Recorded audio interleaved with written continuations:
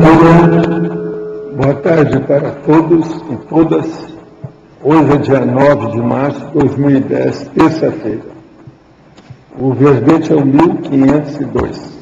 4 páginas, 47 logias e 8 máximas. O tema é autobagagem holobiográfica. A especialidade é a holobiografologia. Definição. A autobagagem holobiográfica é o acúmulo das experiências evolutivas positivas da consciência no transcurso dos milênios de vida em vida humana até hoje. A bagagem genética, a inteligência evolutiva, as ideias inatas, a cognição latente, a holobiografia intelectual, a retovivência intelectual, os antecedentes intelectuais pessoais, a expansão da lucidez pessoal, a apreensibilidade avançada, as potencialidades intraconscienciais, a qualidade das próprias acumulações de experiências evolutivas milenares da consciência lúcida, as amizades cultivadas através dos milênios ou das milhares de vidas humanas, a história pessoal multiexistencial, as vivências acumuladas de assedialidades e amparabilidades extrafísicas, a utilização evolutiva da autobagagem holobiográfica proposta nos cursos intermissivos pré-ressomáticos, o planejamento proexológico fundamentado no saldo da ficha evolutiva pessoal. Nós temos aí o detalhismo com muito detalhe dessa vez, é mais de uma página. E na remissologia, alta ancestralidade, alta enciclopédia, autopesquisologia, bagagem pré-ressomática e especialismo holobiográfico. Frase enfática. Na autobagagem holobiográfica transparece inevitavelmente nas realizações evolutivas, na cosmoética, no discernimento, na paraperceptibilidade e noutros trafores da consciência. Você reconhece dispor de bagagem holobiográfica?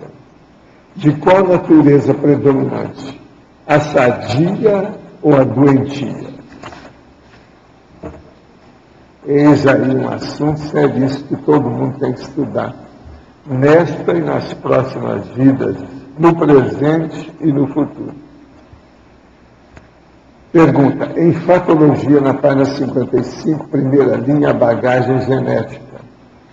Devemos considerar nosso perfil biológico, que evoluiu a partir das programações de nosso sistema genético e que influiu nas aprendizagens durante as vidas e, consequentemente, nas nossas escolhas?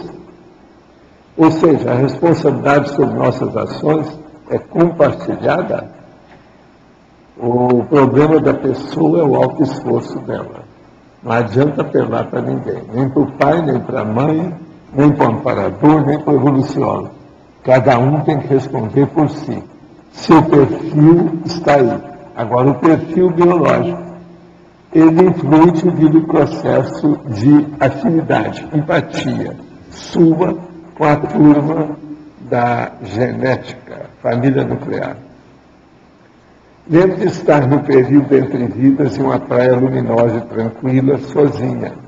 Havia uma pedra grande nessa praia e vegetação atrás de mim. Uma experiência sem tempo. Ouvi dizer que a chamam de praia astral.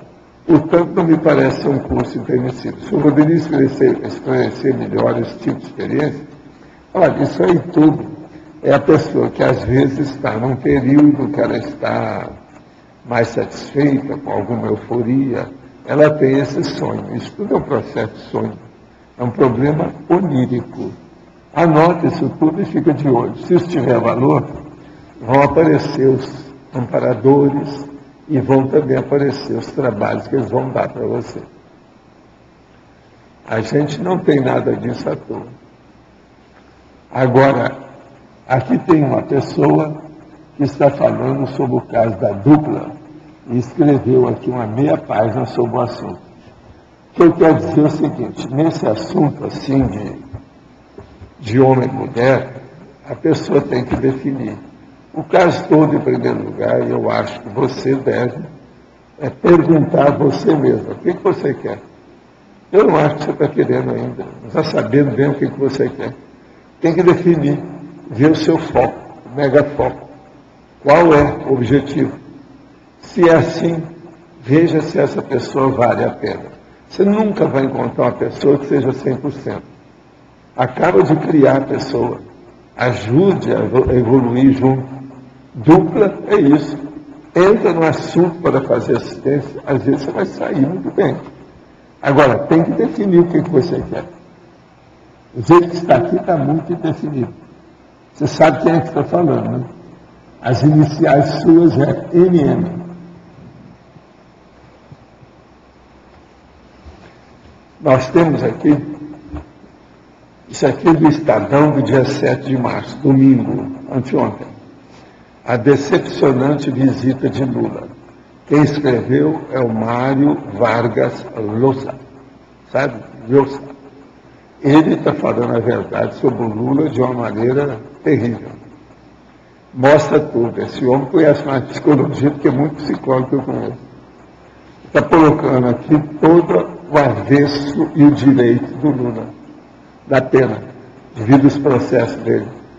Mas olha, se quiser ler isso aqui, vale a pena ler. São 3 páginas aqui, muito sérias. Agora saiu do Estadão, versão da imprensa, impressa, que eles colocaram.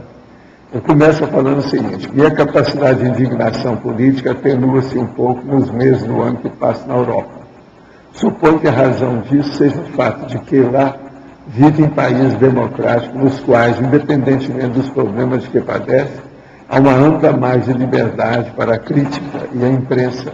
Os partidos, as instituições e os indivíduos costumam protestar de maneira íntegra e com estardalhaços quando ocorrem episódios ultrajantes e desprezíveis, principalmente no campo político.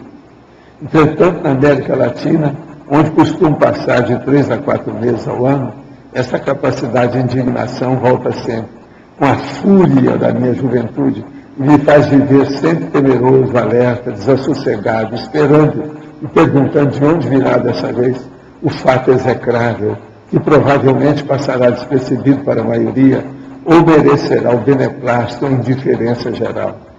Na semana passada experimentei mais uma vez essa sensação de asco e de ira ao ver o risonho presidente Lula do Brasil abraçando carinhosamente Fidel e Raul Castro, ao mesmo momento em que os esbirros da ditadura cubana perseguiam os dissidentes e os sepultavam nos calabouços para impedir que assistissem ao enterro de Orlando Zapata Tamayo, o pedreiro pacifista da oposição de 42 anos, pertencente ao grupo dos 75, que os algozes castristas deixaram morrer de inanição, depois de submeter em vida e confinamento, torturas e condená-lo com pretexto a mais de 30 anos de cárcere, depois de 85 dias de greve de fome. E o Lula não falou nada disso, só falou que o cara não devia de fazer a greve, porque senão poderia morrer. Quer dizer, o Lula é de uma disfarçatez, é o cara mais cara dura da história do Brasil que devia ter hoje. Nunca vi ninguém assim. Como é cara de pau, o caradurismo dele, esse negócio de não saber das coisas, isso aqui é terrível. O presidente Lula sabia perfeitamente o que estava fazendo antes de viajar para Cuba.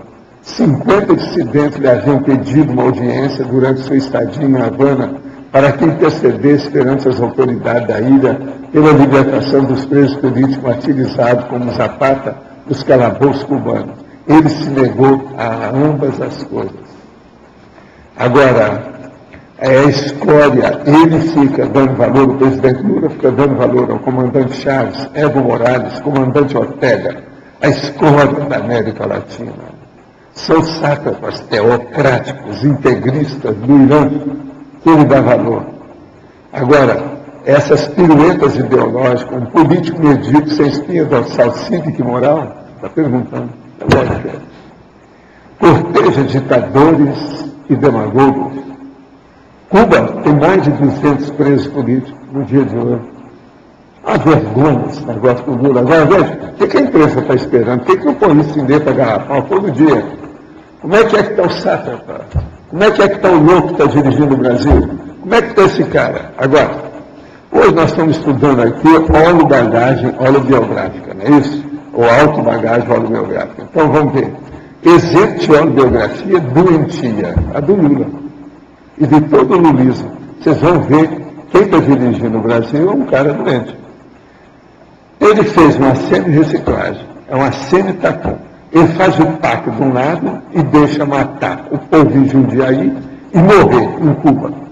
Aquele cara que morreu lá em Campinas, etc. Tal. Ele está dominado pelo subcérebro abdominal. Fuma, bebe cachaça, aquele negócio todo o tempo todo. Outra coisa, ele é dúbio e ambíguo e bifronte. Ele é jânio, tem duas caras. Tem o prisioneiro de Cuba e o italiano aqui. Ele defende o italiano que já matou 4. E deixa o povo morrer em Cuba lá, não fala uma palavra. Quer dizer, duas caras. É Janus, é bifronte. Ele tem, então, claramente um pé na baratosfera e outro na democracia aqui. Essa nossa pseudo-democracia, meia-democracia. Ele é um cara, portanto, em cima do muro. Ele é murista. Ele é inconfiável, incoerente, sem princípio explícito. E outra coisa, desde o sindicalismo ele era comunista. Hoje ele é melancioso. Ele é semi-comunista. Ele está lá e não está. É isso de adorar e ser capaz do Fidel, como ele está sendo, que é isso, capaz. E perdoa mais. O nome na minha terra é Capachildo. Vocês lembram dessa história? Capachildo? É o nome que se dá para esse negócio. O Lula é Capachildo. Agora veja, arranjou uma dona que parece que é Capachilda do Capachildo. Quer dizer, essa é a realidade nossa do Brasil hoje. Agora, o Fórum de São Paulo, desde 1990, ele fundou isso junto com o Fidel Castro. Então, por um lado ele mostra uma cara, por outro lado ele mostra a outra. Está aí. Se deixar por conta, tem um tiraninho lá dentro dele, tem um déspota, tem um ditador dentro dele, igual os comunistas. Quer dizer, condição indepurável. Ele é uma personalidade que não dá para depurar ainda, não vai resolver tão cedo. Ignorante total quanto à hombridade e à ética. Ele não tem nenhuma, porque tira o corpo fora. Capachildo total. Quer dizer, quem tem razão é o Mário Vargas Llosa. Isso é terrível, gente, mas é a verdade que nós temos hoje. É bom a gente falar isso para acompanhar os fatos que estão aí. Acho que a nossa imprensa ainda está muito frágil. A gente falar as verdades. Valdo, na questão a questão do Lula confirma mais uma vez a popularidade que ele está fazendo, batendo pino e sendo popular. Está dando coisa para o povo do terceiro, do quarto, quinto escalão da sociedade. Está tudo certo, isso é o lado bom dele. Mas veja, a intenção é negativa. Ele ajuda o povo aqui e deixa os caras morrer em Cuba. Mas mostra que muita gente popular onde é que está a coerência dele? Não bate o pino. Eu não terminei de falar, por isso. Ele bate o pino porque tem muita gente apoiando, gente batendo pino. Por causa do rito. A baratosfera é que tem mais gente que bate palma na terra. O Getúlio foi super popular. Ele matou muita gente. Ainda a sociedade humana, ela é patológica. Nós vivemos no hospitalão. Então é normal isso aí na questão dele. Mas agora, o que nós precisamos é de pôr a boca no trombone, falar essa verdade. Agora, outra coisa. Luz no computador pode manchar a pele. Usar protetor na frente do PC é recomendado para quem faz peeling ou outros tratamentos. Se alguém quiser ver, isso eu sei disso há muitos anos que é assim.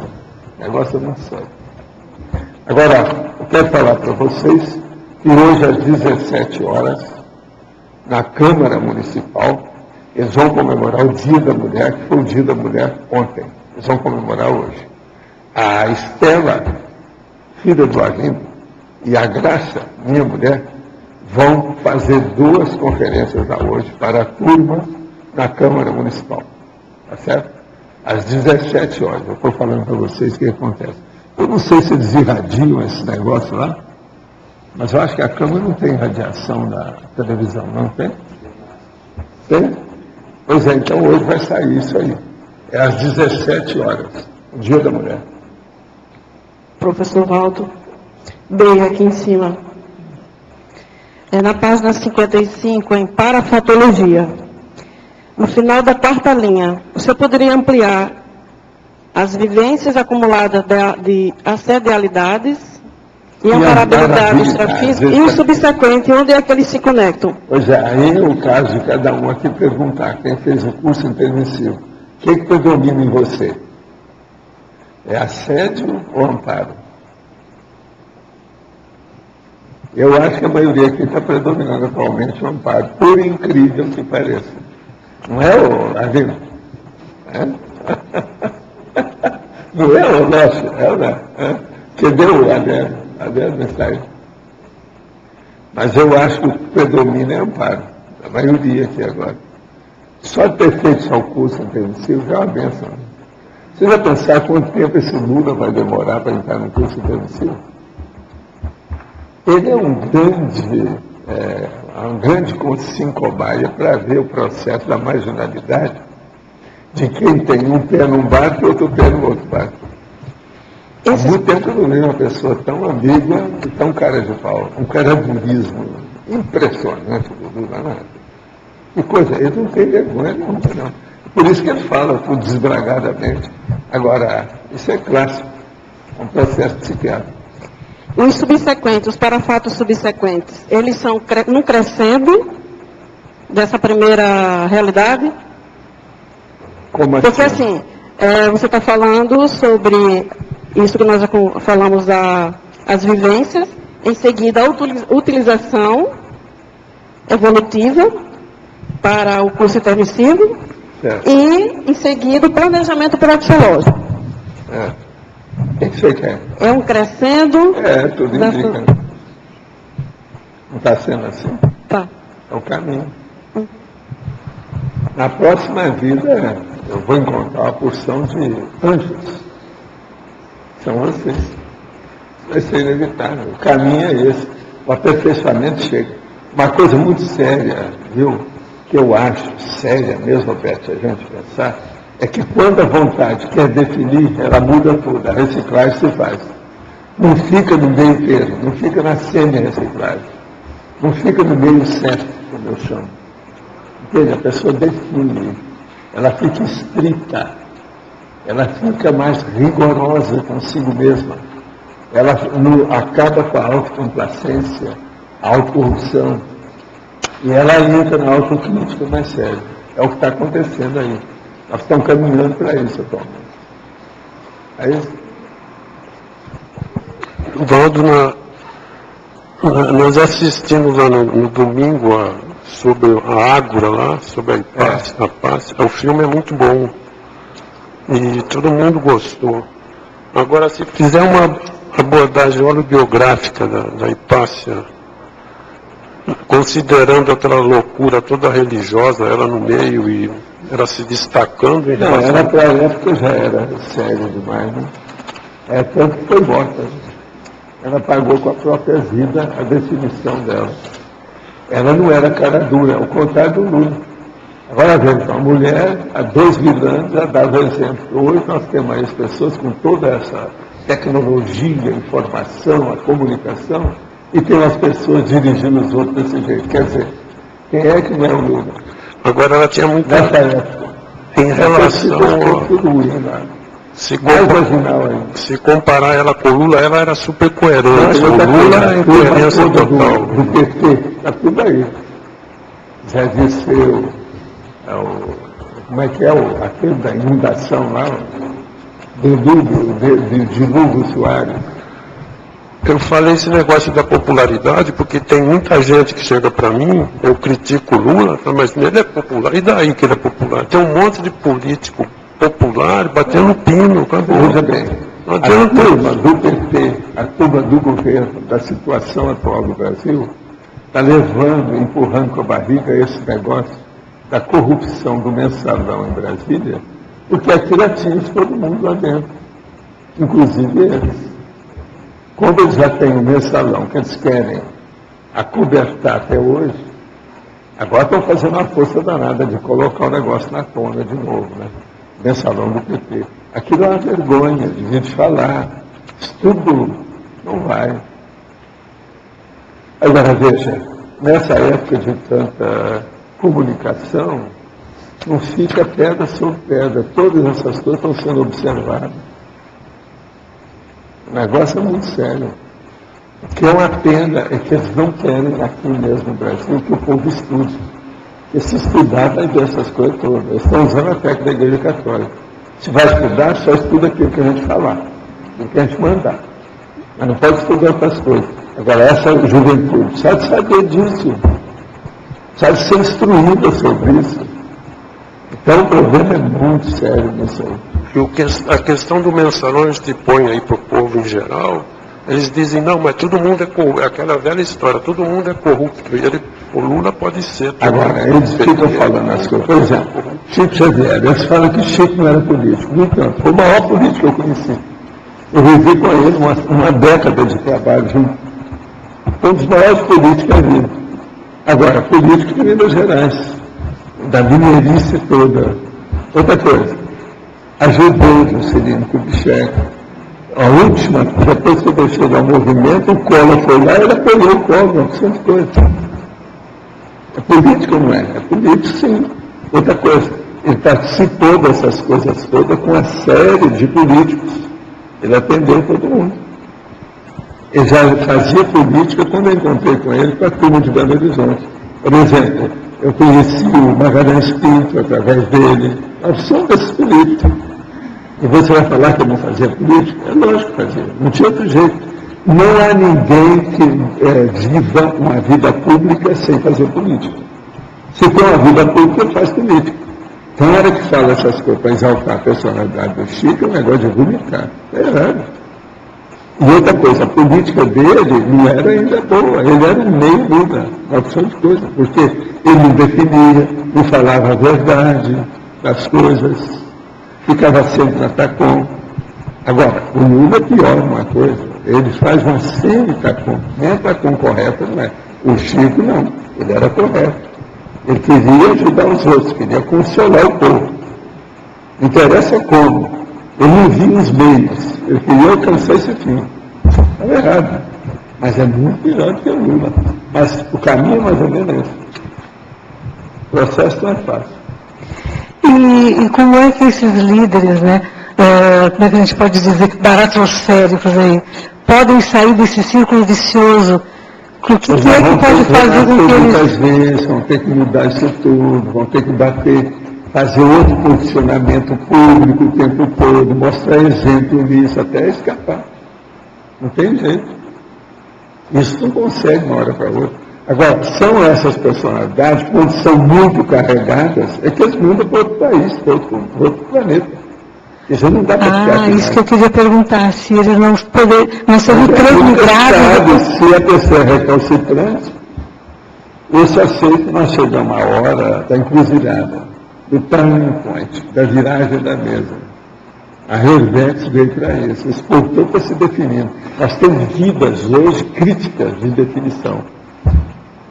Por isso que eu falo que essa vida vai por 15 outras que você tenha tido. Muito sério. Vale a pena pensar nisso. Agora, gente, vocês vejam, hoje não tem tanta gente burra mais. Os ignorantes são porque estão conscientes, mal intencionados. Mas a pessoa, a lucidez hoje, ela salta pelos poros, ela está no ar. Está dentro da atmosfera da vida hoje, matéria de lucidez. Olha essa internet que não faz para esclarecer as pessoas. Se a pessoa é assim, porque é mal intencionada mesmo. Isso é grave, né? Mal intencionado. Eu não confio nesse povo do PT. Se puder mandar matar, eles matam. É igual. Está todo mundo chorando o cara que já matou milhares, que é esse que deu o carro, e o irmão dele. Não é que. Fidel Castro, gente, numa noite, teve o muro que eles fizeram lá, está entendendo? Foi o paredão, é o paredão. Só numa noite, foi mais de 3 mil pessoas que eles mataram. Agora, se esses caras que estão lá, há quantos anos estão presos? É uma das ditaduras que tem mais gente presa. Lá não tem comida, o povo acaba morrendo de fome. Esse povo está fazendo greve de fome porque já não deve, só de ficar lá dentro é uma greve de fome. Porque lá não tem comida, eles estão entregas baratas. Agora, o Lula, o Vargas Llosa, está falando tudo aí. Está dando 300 bilhões para fazer não sei o que lá na estrada, está arrumando outra coisa. O Lula está ajudando tudo lá, esse povo. Você está entendendo? Tudo por quê? Tudo assim, ó. É o processo do Fórum de São Paulo. Agora, dá uma pena ver essa situação toda, mas a gente tem que falar nisso. Para conviver com isso, nós temos que mostrar o nosso lado de indignação com a anticosmoética. Tem que mostrar essa realidade. Nós não podemos ficar de braço cruzado, vendo a banda passar. E do Chico Buarque também bate palma para o Fidel Castro. Quer dizer, são os artistas, né? São os craques. Quer dizer, são os craques. Quer dizer, igual o craque. Embebeda todo mundo. E como é que fica o Brasil, nós, né? Com um líder desses que só... A liderança do Brasil, esse povo tudo usa a gente, usa o Lula de bobo da corte. De bode expiatório. Agora, eles têm feito força para ver se conserta o cara. Tem uma esperança danada, faz uma força danada. O Obama já fez força, esse Sarkozy já fez força com ele. Tem vários deles que já fizeram, mas não vai. O Obama parece que não vem mais ao Brasil, porque ele mandou a Hillary para ver se valeria a pena ou não. Ele não veio, ele é bobo. Vem fazer o quê aqui? Besteira.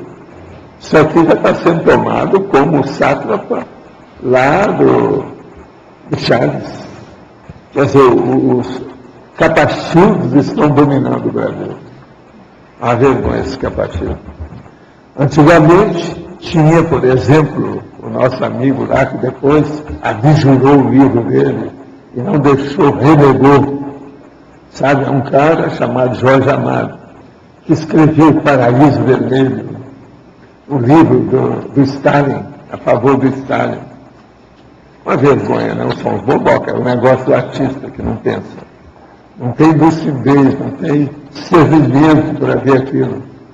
Agora veja, o Brasil era dominado pelos capachildos do Stalin. Aí nós tivemos um monte de gente. Teve outros que tentaram dominar e ele arranjou milhares de pessoas a favor dele. O nome dele era Plínio Salgado. Tinha até o bigodinho do Hitler. E brasileiro. Brasileiro capachildo. Esse era capachildo do Hitler, dos nazistas. Quer dizer, isso é a história do Brasil. Agora, precisava escrever mais sobre isso, ou explicitar essa realidade. Mostrar os capachildos da história do Brasil. É um belo livro que pode ser feito aí. Capachildos da história do Brasil.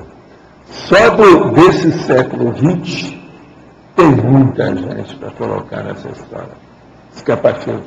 Vocês sabem o que é capacho, não sabe? Sabe o que é enxergão? É aquele pano que a gente limpa a sujeira. O cocô da vaca, por exemplo, ele limpa com enxergão. O capachildo é aquele que a pessoa pisa em cima, que equivale, é parente do enxergão. Enxergão é aquele que não enxerga. Entende? É o amaurótico, que hoje os bobocas lá de Brasília acham que é o politicamente correto, não pode falar a palavra cego. Isso é besteira. Então a gente fala que é o deficiente visual. Quer dizer, esses são deficientes visuais, conscienciais e outros ais, que a gente não sabe, uma opção de ais. Agora aqui, como desenvolver de forma sadia o parapsiquismo?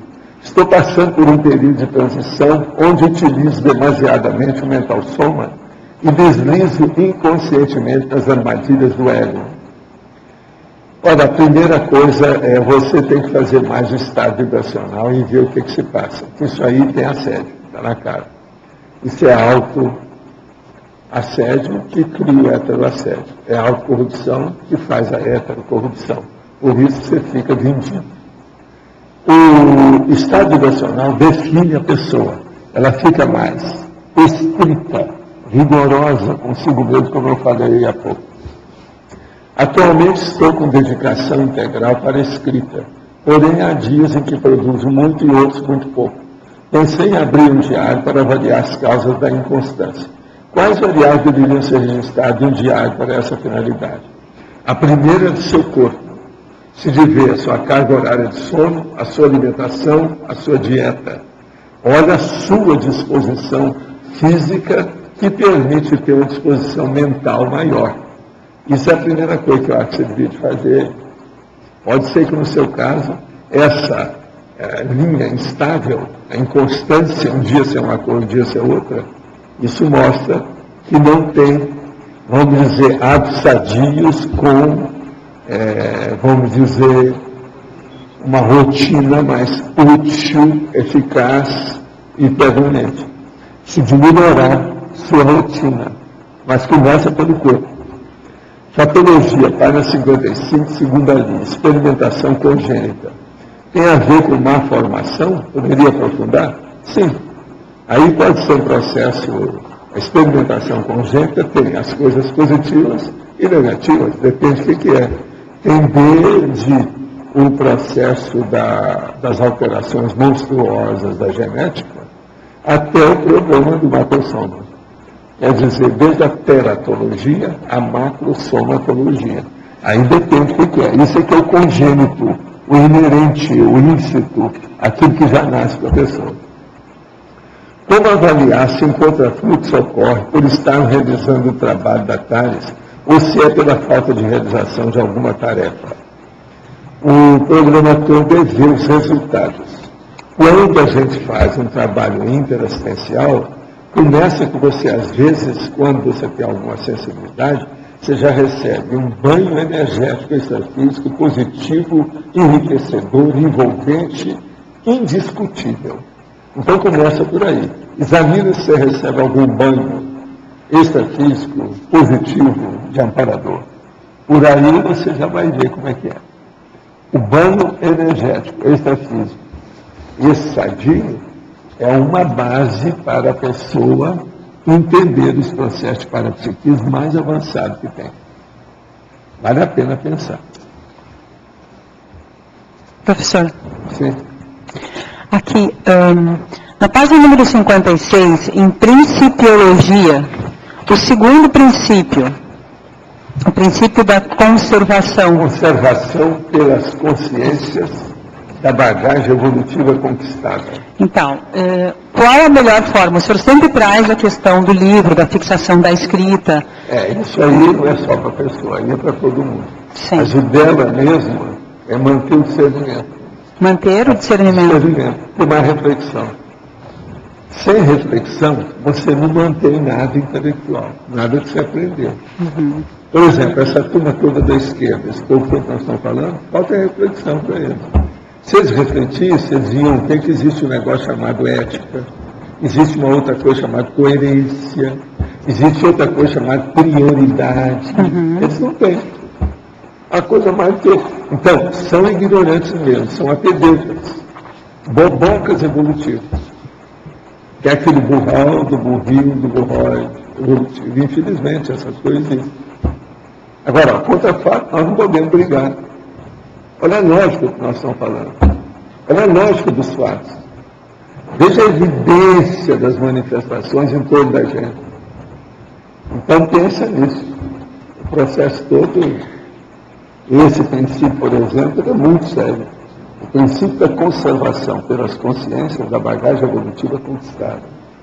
Agora, em termos de reflexão, qual é a melhor forma de fixar todas essas características nesta vida conquistada? Isso através de um mega foco.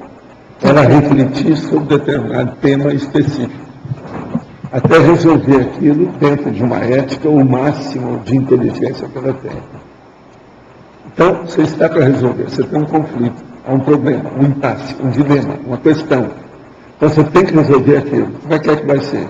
Então, você pega aquilo coloca tudo numa página, lê antes e depois vai estudar. Fecha os olhos, ou abre os olhos, senta no lugar e pensa. A reflexão. Esqueça sons, gente, barulho, condições, temperatura. Pensa, pensa, pensa, pensa. Essa que é a autopensamização equilibrada. O caminho é por aí. Agora, no lugar da história. Todos nós temos chance, oportunidade e o direito de pensar por nós mesmos, sem ninguém interferir. Você sempre tem, todo dia, algum período que você pode ficar isolado e pensar por você. Então, o processo da autorreflexão não tem desculpa.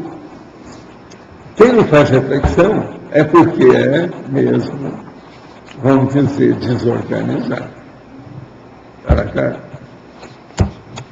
Você entendeu isso, papai? Passa ela. Como é que é, César? Tem alguma novidade hoje? Tudo bem? As coisas estão seguindo?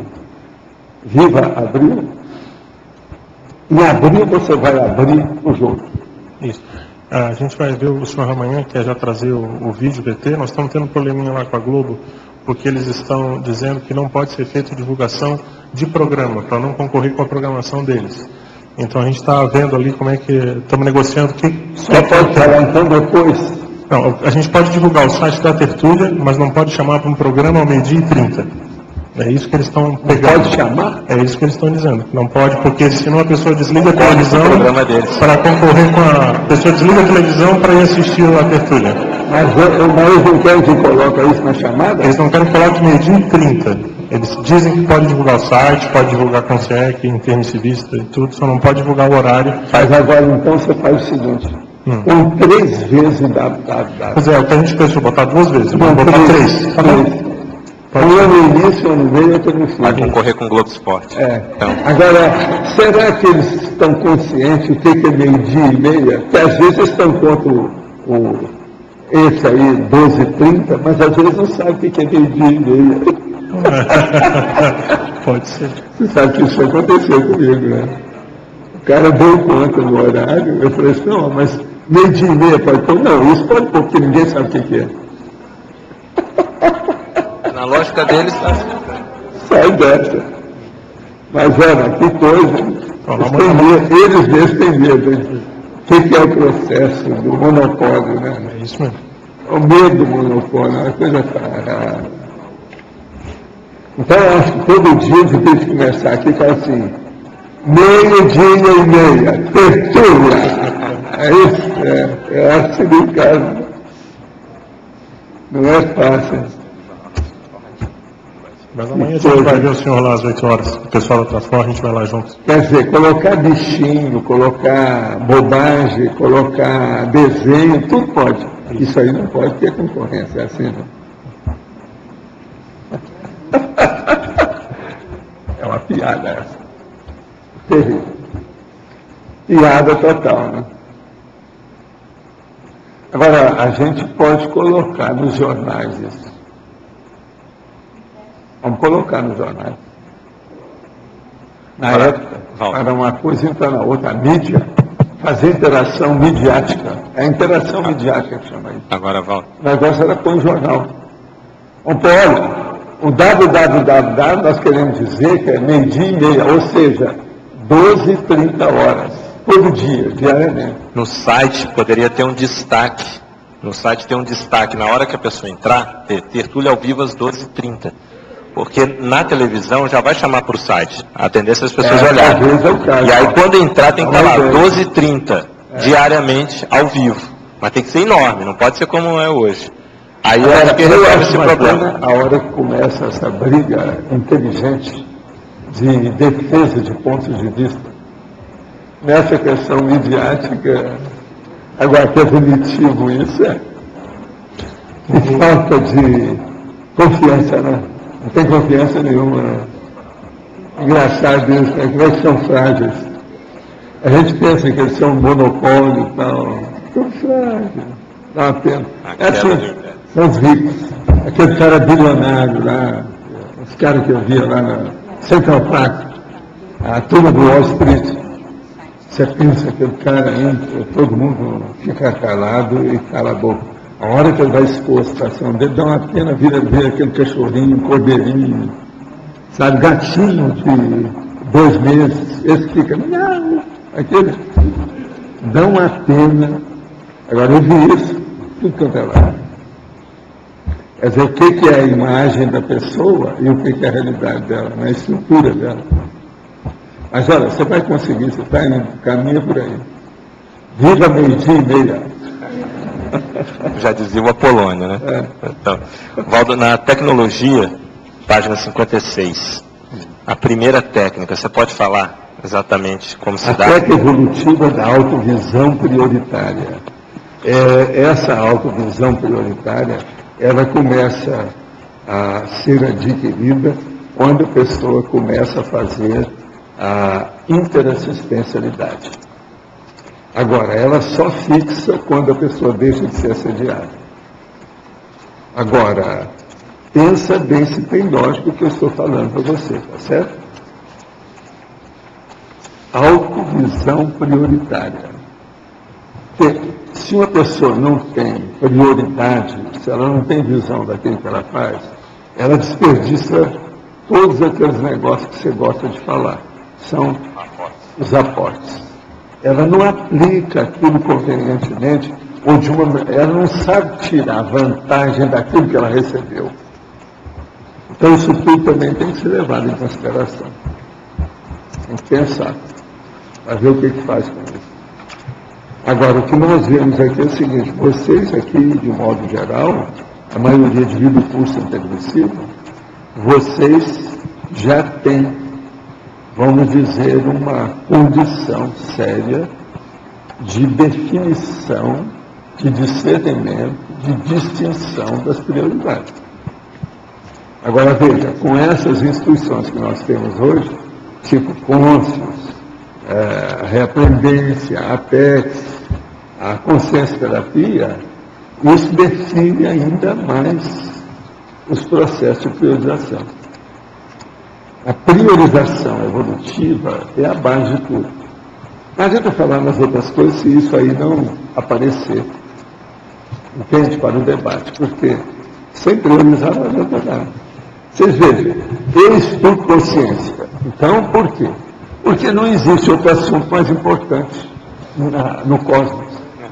A consciência é o mais importante que existe. Por isso eu falo, a conscienciologia é a ciência das ciências. Isso não é cabotinismo.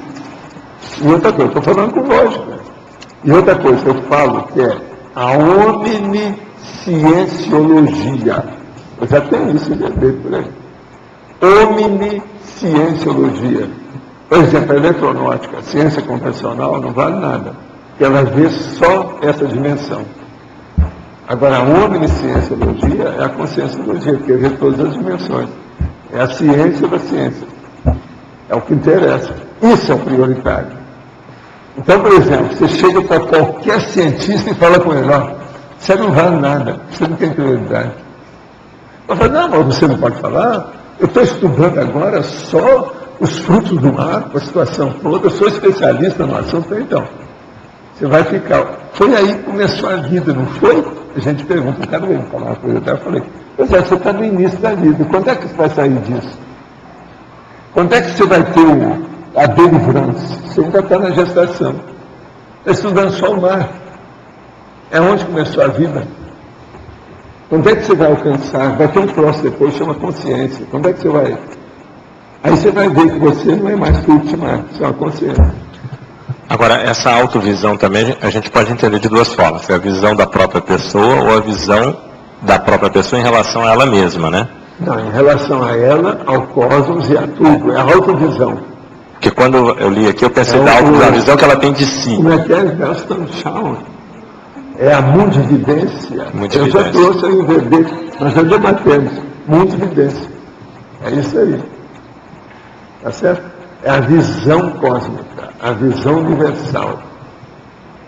Enfim, é a pessoa que vai para um promontório, quer dizer, em cima de um mirante, e olha o cosmos. Não é só o espaço sideral, não. Ela vai ver tudo. desde alguns centímetros perto dela até os milhões de anos de distância.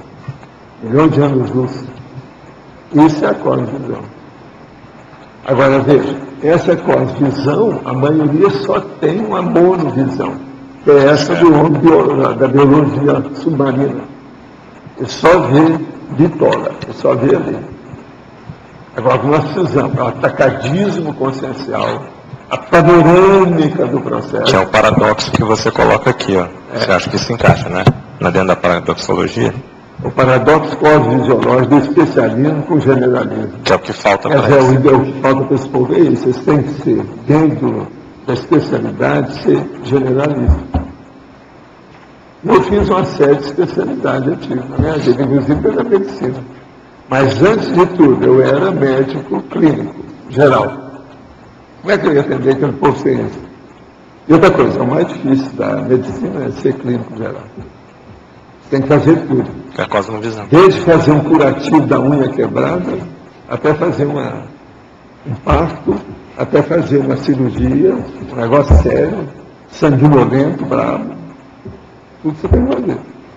Isso o médico geral, a clínica geral, para tomar tudo, no interior tem que ser. O cara da guerra tem que ser assim. Valdo, na questão da formação do conscienciólogo, pensando na formação do conscienciólogo, como é que a gente ajuda a formar a cosmovisão da pessoa, para que ela desenvolva isso? O que você recomenda? É dar todos esses recursos que eu considero como maiorais, que às vezes mais sérios. Esse que eu falo todo dia. Por exemplo, processo de evolução, a cosmoética, o problema do código pessoal de cosmoética da pessoa, o problema dela cuidar do soma, da somatologia dela, porque sem isso não adianta nada. O problema dela arranjar um megafoco e não sair desse megafoco. O processo, por exemplo, de escrever, que é o gráfico pensene, qual é o valor do gráfico pensene, por que é importante o registro de tudo. E por aí vai, são essas coisas que você já sabe.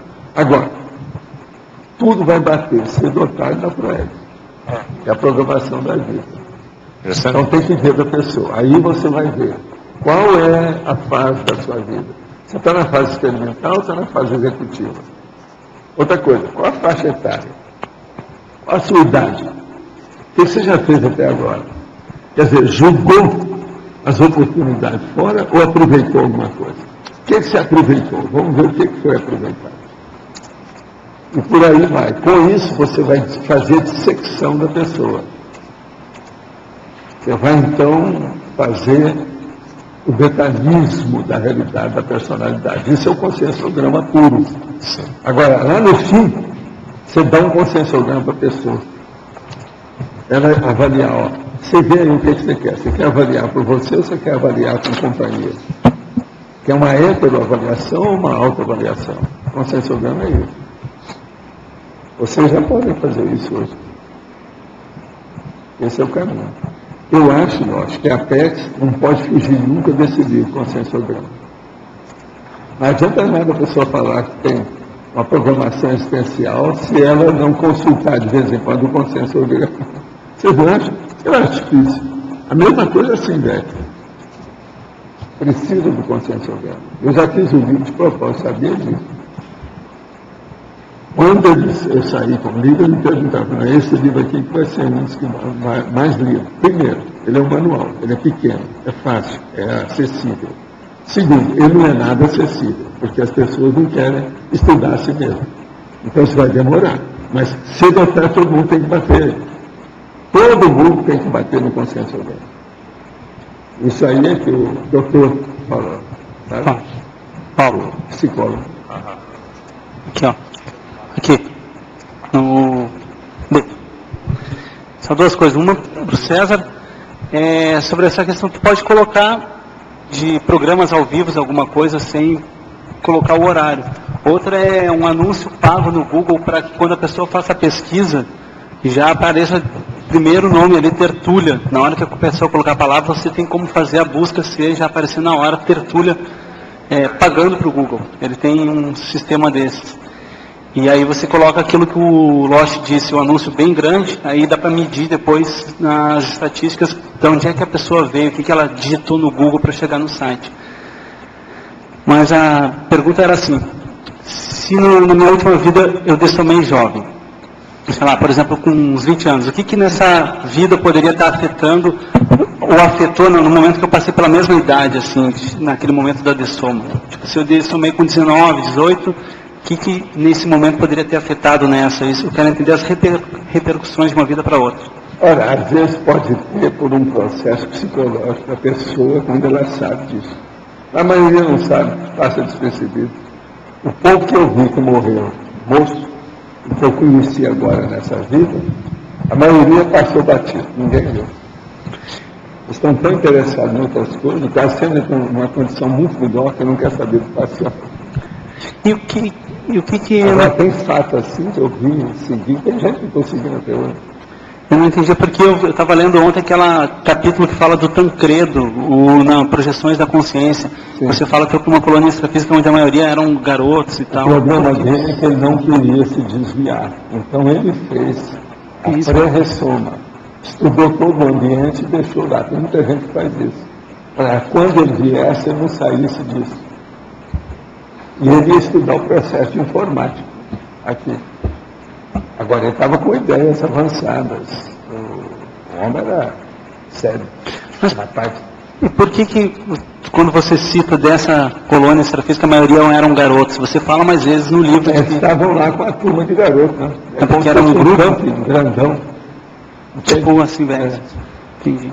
Agora, ali tinha muita gente que tinha sido escoteiro na outra vida. Você está entendendo? Gente que participou de guerra. Jovem.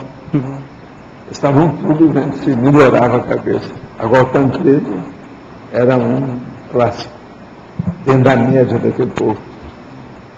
Esse cara hoje já deve estar aí, um rapaz. Pode ser que ele vai aparecer na Sinvex aí. Já está na hora. É possível que ele apareça. De onde vieram essas personalidades que você acabou de escorrer? Fidel e outros como Chaves? Preciso perguntar? Estafisicamente, como ficam os reorganizadores? Não tomam nenhuma atitude? Não, eles não vão matar ninguém, eles não fazem a técnica. Como fica a questão da sociedade cubana e o governo mundial representado pela ONU? Pois é, uma vergonha total, né? Pensa bem como é que é. E outra coisa, Cuba é pequenininho, mas faz um alarde, estrila, grita e o povo vai tudo bico. É muito pouca gente que está ali sofrendo, mas é pouco, né, em relação com as coisas, ainda bem. Na Rússia era pior, eles mataram milhões. Ao longo da evolução, a experiência em ginossoma leva a consciência a ter um macrossoma? Sim, mas não é só o ginossoma, o endossoma também. Você vai falar assim, né, fica chato. Gênero, a gente tem que sempre falar homem e mulher, mulher e homem, não tem jeito. De modo que tanto o ginossoma quanto o androssoma, ele permite chegar no macrossoma útil, de alto nível. Tenho dor de cabeça crônica. No sábado à noite se diz escrever megapensões com muita dificuldade. Tive ideia de uma técnica diferente. Escrevi e ficou claro uma GESCOM multi, hiper, mega assistencial e originalíssima. A dor cessou e fiquei eufórico pelo alcance assistencial e tive até insônia. Pode comentar a respeito? Tudo indica que devia ter boi na linha, não? Posso te encaminhar umas páginas do mega projeto? Pode, vamos ver o que a gente faz com isso. Está tudo claro. Agora, vamos examinar isso. Agora, ó, veja se não tinha boi na linha, tá certo? Eu acho que não precisa explicar o que é boi na linha, não precisa? Aqui na página 56, efeito energia, fala um pouquinho da última, autoidentificação. A autoidentificação dos efeitos da autobagagem orobiográfica na existência atual. O problema é o seguinte, a hora que você examina e fala assim, gente, eu tenho umas coisas muito boas, mas como é que eu fui arranjar esse negócio aí? Uma pedra que está no seu caminho, um negócio terrível ali, uma besteira enorme. quase sempre em base emocional. Então, isso tudo é a autoidentificação dos efeitos da autobagagem holográfica da existência atual. Agora, vocês, nas próximas vidas, tudo isso vai acontecer a favor. Vocês só vão identificar a coisa melhor, a predominância da coisa melhor. E isso, então, vai ser o máximo. Mas, por enquanto, depois do curso intermissivo, primeira vez, os neófitos, calouro do curso intermissivo, às vezes vão ter umas surpresas desagradáveis, né? Claro. E o que você indica para a gente estudar agora? Assim, gerontologia? Então, começa por aí. Eu não preciso responder o que eu vou falar, não. Mas as pessoas aqui que foram comunistas em determinada época da vida, nessa vida, foram comunas. Pensa bem, isso aí é efeito da autobagagem, autoidentificação. Mostra alguma coisa esquisita. O comunismo é uma besteira muito grande. Pelo seguinte, isso de ser comuna, de ter a comunidade, de ser todo mundo igual, é o máximo, é o socialismo, é o caminho do Estado Mundial.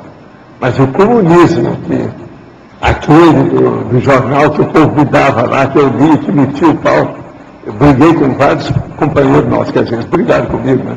Voz Popular. Entendeu? Aquela que havia lá, tinha vários deles. Voz Operária. Tinha vários jornais desses. Aquilo aparecia no Mercadão de Uberaba. Lá é que era o foco dos comunistas. Outra coisa, em 1945, eles saíram na rua. Os comunistas todos saíram, bem claro, com bandeira, falando tudo, fizeram até piquete lá em Uberaba. E outra coisa, aquele negócio do Cine São Luís, que eu tinha que jogar pedra para derrubar o negócio, tudo também era comuna. Você não fala muito também, mas a Revolução de 32 também tinha essas coisas, aquela lá, que aconteceu no ano que você nasceu. Nessa época eu estava nascendo. Pois é. É o Príncipe Salgoso. O Príncipe Salgoso é o teu bravo. Tecnologia também na parte 56. Se eu puder falar sobre a segunda técnica, as técnicas conscienciométricas. As técnicas conscienciométricas aferindo o passado consciencial presente hoje. Então o problema todo é o seguinte, a conscienciometria, ela permite isso, que é o conscienciograma. Você, através daquilo lá, você vai ver, principalmente nas páginas ímpares das folhas de avaliação, você vai saber como é que foi o seu passado perante o seu presente. Independente da família nuclear hoje. É só olhar as partes ímpares das folhas de avaliação. Aquilo ali só já clareia bem. São técnicas conscienciométricas, aquelas perguntas que tem, ou aqueles dados que tem ali, a pessoa avaliar. Coloque-se dentro de cada pergunta daquela. Como é que você faz? Você vai saber o que se passa. Pode começar já nas primeiras 10, que fala sobre o corpo, a vida física, etc. A pessoa já tem uma ideia. O problema da genética, para a genética, tem ali logo no início do processo de soma. Não é isso? Vale a pena. Valdo, aqui o paradoxologia, você já falou alguma coisa? Paradoxologia do especialismo com generalismo. Eu queria saber como é que a gente faz essa junção, porque se você é especialista em vários assuntos, agora você é especialista numa coisa, juntar... Eu sou um cara generalista, tá certo? Mas a minha especialidade é a consciência. Eu estou falando uma besteira? Estou exagerado? Então, veja, da consciência eu generalizo para tudo. Olha o tanto de temas que me interessam. Olha o que eu já escrevi. Você já viu o próximo curso que eu vou dar o mês que vem? São quadrinhos. Sobre quadrinhos. Quadrinhos, pois é. São poucas dessas pessoas. Por exemplo, o nosso amigo Bob, lá o seu conterrâneo, ele não falou nada de quadrinhos. No entanto, Humberto Eco já falou. Já escreveu muito sobre quadrinhos. Quer dizer, tem as pessoas que são mais generalistas. Waldo, mas o caminho assim geral para chegar nisso é você ser especialista em várias áreas para atingir o generalismo. Isso é que é o ideal. É isso. E outra coisa, é assim que você deixa de ter corpo humano. O ser humano é o cara que se especializou em tudo. Ele estuda tudologia. Então, ele é um generalista ou especialista da tudologia. Então, veja só o paradoxo. Luiz, O Serenão é especialista da tudologia. Então, sai dessa. O caminho nosso. Não tem ilogismo nenhum nisso, não tem irracionalidade nenhuma, estou falando tudo com muita racionalidade. O caminho nosso aqui é a gente, por exemplo, em termos de livros, ler variedades de coisas. Aqui tem uma coisa, como a turma está no primeiro curso intermissivo, precisa de ver qual é o rumo. Tem primeiro que suprir, preencher o rumo. Depois ele tem que pensar no generalismo maior. Então a pessoa é especialista em direito, mas ao mesmo tempo ela vai ler várias especialidades. Ela tem que ler. Então o direito é uma das coisas do caminho para a coisa maior, para a direitologia, a cosmoética. Tem que caminhar mais ou menos o caminho do intelectual, aqueles livros... Intelectual, sério, é aquele que é vasto. É mais ou menos mas olha, isso é muito difícil. Eu vejo o Bob. Uma cabeça daquela e QB fruto. É tudo espaço, tudo esparramado, tudo de qualquer jeito. Não é uma constituição da ideia. Agora, ele usava tudo, a política dele era muito também filosófica demais. Então, mas quando... Era direito, filosofia, política e tudo organizado. Mas veja, sem nenhuma organização no fim. No caso dele, uma vez você falou que lhe faltava foco, não é isso? Ele era muito bem intencionado. Mas ele caiu na questão dos comunistas. Ele caiu em várias dessas. Ele queria estar na onda, né? Até um certo ponto, durante muito tempo na vida dele foi isso. O generalismo ideal, por exemplo, no teu caso, você tem a consciência é o foco, mas aí você abrange um monte de coisas. Não, observa o que é que você vê, as diferenças, os caminhos diferentes. Coisa bem diferente das coisas. A consciência é isso. Até ela é gibi, né? Ela é tudo. Não é isso, eu estudei o almanaque de farmácia. É pouca gente que vai encontrar que estudou isso.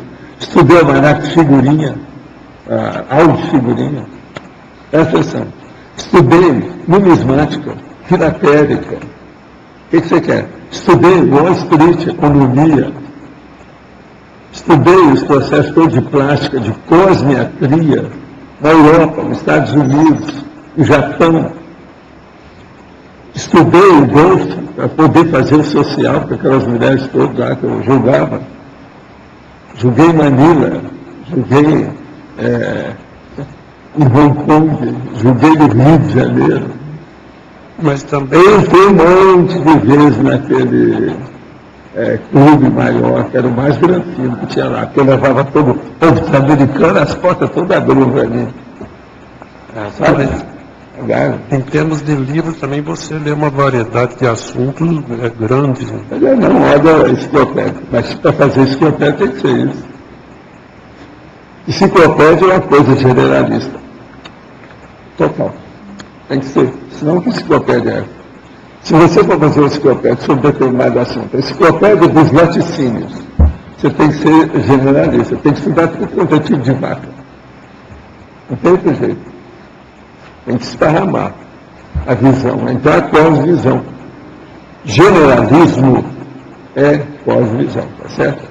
É a amplitude, é a panorâmica, é a tudologia.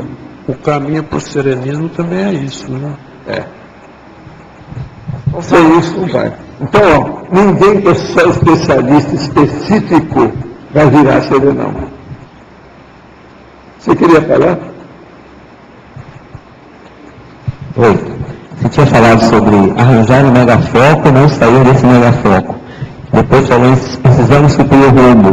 Eu estava pensando sobre essa questão quando você falou que você é um generalista, mas a sua especialidade é a consciência. Ou seja, você pega o foco e faz as diversas associações. Eu vou e volto, eu vou e volto, eu vou e volto, eu vou e volto, eu vou e volto, eu vou e volto. É a vida. Mas você sai daqui para não voltar. O meu peão é a enciclopédia da consciência. É a consciência. Isso é o peão. Mas eu vou, tudo controlado, até fora do corpo. Já saí desse planeta, para você ter ideia, para estudar isso. Poder voltar. Sim. É a vida. Agora, o problema é não perder esse foco. O megafoco você não pode perder. O megafoco é que é o peão. Você sabe o que é peão? Aquele cara, por exemplo, é o Mascate. Então ele veio para trabalhar aqui na região do Paraná. Então ele faz o peão em Foz. E Foz ele vai para Santa Terezinha, ele vai para Curitiba, ele vai para Botucatu, no estado de São Paulo, para ver que estava próximo, mas sempre volta, sempre volta, sempre volta. O peão, a matriz, a base, a Foz. Isso aqui é o peão. Então faça o peão na consciência. É o que eu faço. Tudo meu roda-roda bate na consciência, bate na consciência, bate na consciência. A tecla que eu mais uso na minha máquina ou no meu teclado é consciência, começa com C. Não tem jeito. Professor, o senhor falou então que o Serenão é um especialista em tuberologia. Então, na verdade, o que o senhor também está fazendo é isso, né?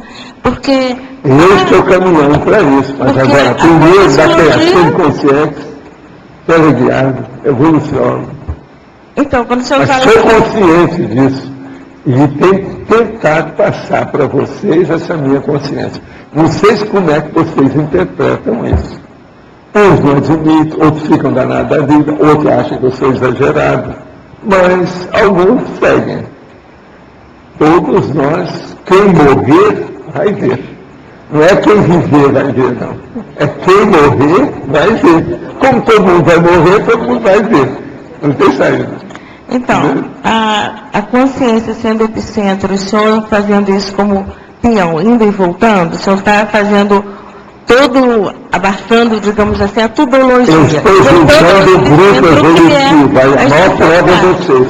Onde é que vocês estavam? O que vocês vieram fazer aqui? Quem é que chamou vocês também aqui? É o grupo evolutivo. O que é? O que vocês estão fazendo aqui? Vocês vieram aqui para ficar de braços cruzados, ouvindo? Estamos estudando a consciência. No caso sobre isso. Professor, aí eu queria o seguinte, no caso nós somos pré-serenões. Na verdade, se temos que ter prioridade, não podemos também abarcar também toda a tudologia, porque senão nos perdemos. Mas agora, a nota precisa ampliar. Todo dia você pode acrescentar alguma coisa. Sim, então aplicar essa técnica interdisciplinar. Aquela disciplina, aquilo que nós estamos focando. Olha, e abraçando várias todo dia tem aqui no mínimo 10 linhas ou disciplinas. Hoje tem holobiografologia, paragenética, holomnemônica, evoluciologia, seriexologia, cosmoeticologia, mental somatologia, holomaturologia, autodiscernimentologia, autopriorologia e autocriteriologia. Isso é a base de tudo. É o máximo que está. E todo dia esse máximo é cumprido aqui com 10 disciplinas atualmente. Então, já estamos aprendendo essa técnica, né? A técnica do serenão, do especialismo à tudologia. Agora, a nossa pretensão não é ainda do serenão. A nossa pretensão é levar todo mundo para o FIES e dispersidade. Na próxima vida, a gente estuda o resto. Porque eu não tenho muita esperança mais do que isso. Aí é querer muito. Não é por causa da insuficiência de vocês. É insuficiência minha. Você está entendendo, né? É minha. É isso? Porque... Não é vocês, não. O caso é meu. A insuficiência é minha. Puxa, esse vocês me perdoam, mas é que eu não dou conta. Mais do que isso. Fique com calma. O difícil é ter prioridade, sabendo entrar na tudologia, ir e voltar. Isso é que e saber esses princípios básicos, triviais, curiais, óbvios, evidentes que nós falamos. Se uma coisa não presta mesmo. Não adianta fazer do coração. Não adianta maquiar. Não adianta fazer rótulo. Não adianta levar para o beauty parlor, quer dizer, para o salão de beleza. Não adianta produzir. Se não presta, não presta mesmo. E a gente tem que falar isso na cara, claramente, expor a situação. Não tem por onde fugir. Essa é a realidade. Obrigada. Valdo, no B. Esses líderes comunistas assim do século XIX, do século XX, eles são os mesmos da Revolução Francesa? Não, alguns, outros não são, não. Tem gente de todo tipo aí. Agora, a Revolução Francesa criou gente positiva e gente negativa. Agora, um monte deles foram negativos com o tempo. Começa pelo seguinte, praticamente os pilares iniciais da Revolução foi Voltaire e Rousseau. O Rousseau, por exemplo, ele desencaminhou a temporada, isso que eu sei, que eu segui. O Voltaire já era um cara muito vivo, mas em compensação era muito sardônico, irônico, e ficava só mais nisso. Ele não punha a mão na massa. Agora o Rousseau não, ele falou as coisas todas. O processo do contrato social, por exemplo, todo mundo fala nisso até hoje. É muito sério em matéria de direito, de Estado, de política, de sociologia. A coisa é seríssima. Então não existe uma relação direta de grupo, que o povo que trabalha na Revolução e que trabalha no comunismo hoje. O problema todo é que a Revolução Francesa, ela desencadeou as coisas. Até um certo ponto, ela foi um aspecto muito positivo. Agora, teve outra revolução também muito positiva. Foi a americana, com o processo da Constituição que eles criaram. O Benjamin Franklin, aquele negócio todo. Os pais, você está entendendo? Os fathers. Agora, o que é que se passa na nossa história? Isso aí criou uma repercussão melhor do que a do iluminismo. Agora, isso tudo é fruto do iluminismo. O iluminismo, essas revoluções, para chegar no comunismo. Veio o Marx, quis tirar partido daquilo. Fez uma força danada com o capital, aquelas coisas dele todas. Mas apareceu os caras para tirar partido, para matar todo mundo. E eles mesmos se mataram. Esse negócio todo que tiveram. Lenin, o Engels, o Trotsky, olha só os negócios todos que... Agora, o que se passa? Revolução não dá. O problema todo é esse.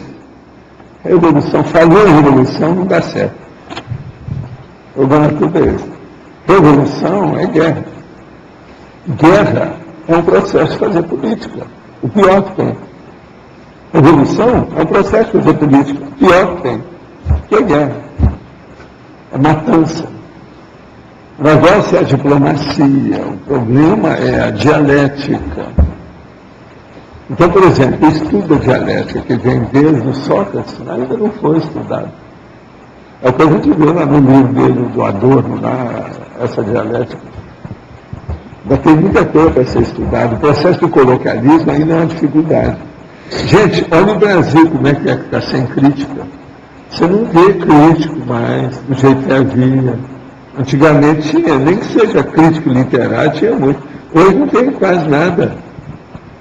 Outra coisa, não cria ambiente, não faz um livro adequado sobre crítica. A coisa é muito mais difícil hoje. Todo mundo esmureceu, estilou, definiu em matéria de mental som essa questão. Tudo isso precisa de levantar. Quer dizer, falta um jornal de debates. Pode falar. Professor, aqui na página 56, Principiologia. O princípio da conservação pelas consciências da bagagem evolutiva conquistada. O senhor pode ampliar como é que a consciência pode fazer para resgatar esses cons ou para manter essa bagagem evolutiva conquistada? A primeira coisa é o seguinte, é você fazer uma avaliação dentro do conscienciograma, da CONS, por exemplo, lá, as coisas lá que você estuda lá com a turma da Luimara, é examinar quais são os seus talentos, os seus potenciais, seus dons. O que é que você tem que vale a pena conservar e ampliar? A partir disso, então, você começa a aplicar isso teaticamente. Não é só 1% da teoria, mas os 99% de vivência. Com isso, então, esses seus dons vão chamar outros, dentro de você mesmo. Que é um trafão, ele pega outro. Aquilo vai ampliando. Eles vão criando uma frente ampla dentro da personalidade, o micro-universo consciencial da pessoa. Com aquilo, então, ele cresce mais depressa. Eu procurei fazer isso tudo nessa minha vida. Agora, a minha base toda foi intelectual. Então eu comecei a ver o que é que eu sou bom. Não, eu sou bom para estudar. Então eu comecei a fazer minhas comparações em silêncio. Isso eu estou falando depois que eu já tinha 13 anos, 12 para 13 anos. Foi quando eu fui para o internato. Eu comecei a ver.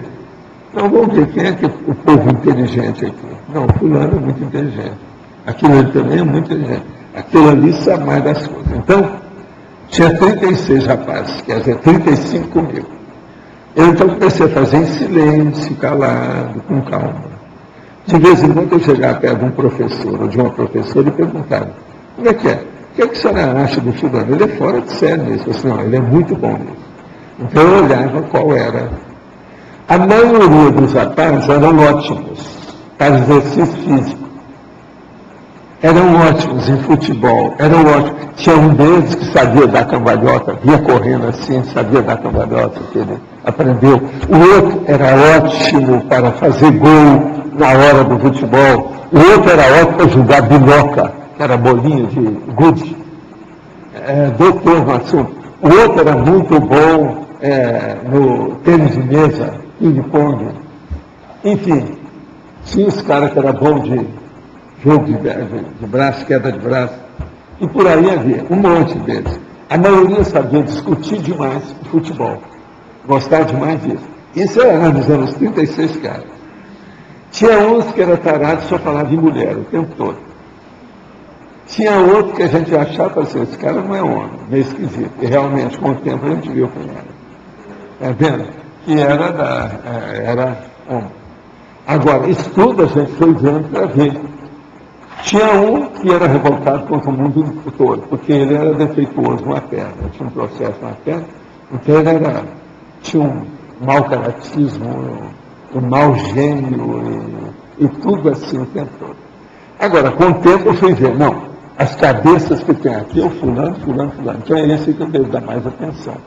E esses vão me entender mais e eu vou também aurir algum conhecimento deles. Com o passar do tempo, das 35 pessoas, eu tinha umas 3 que eu dava mais valor. O mais tudo eu tinha que ensinar.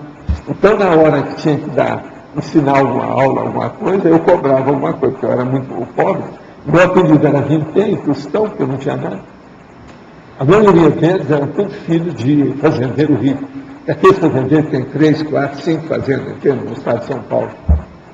Então, como é que é? E outra coisa, a cidade é liberada, no Triângulo Mineiro, Minas Gerais. No entanto, a maioria dos estudantes, todos eram paulistas. A maioria. Que é onde o povo tinha dinheiro para pôr a pessoa no internato, ou num colégio assim mais avançado, diferente da padraiada, diferente da Igreja Católica, que eram os dominicanos, está entendendo? E aqueles outros lá que davam aula. Então, tinha que ter dinheiro. Foi por isso que meu pai aguentou só o primeiro ano, o segundo já não deu. Aí o Mário me chamou, não, bom, você tira 2 notas, você é bom, tá? Eu era na mesma terra dele, o pai dele conheceu meu pai, era amigo do meu pai, aquele negócio. Então, isso abriu o meu caminho. Se não fosse o Mário, eu estava perdido. Teria que trabalhar muito, arranjar dinheiro para poder cair fora da minha terra. Isso aí me alertou. Agora, 1 ano, eu conquistei meu lugar.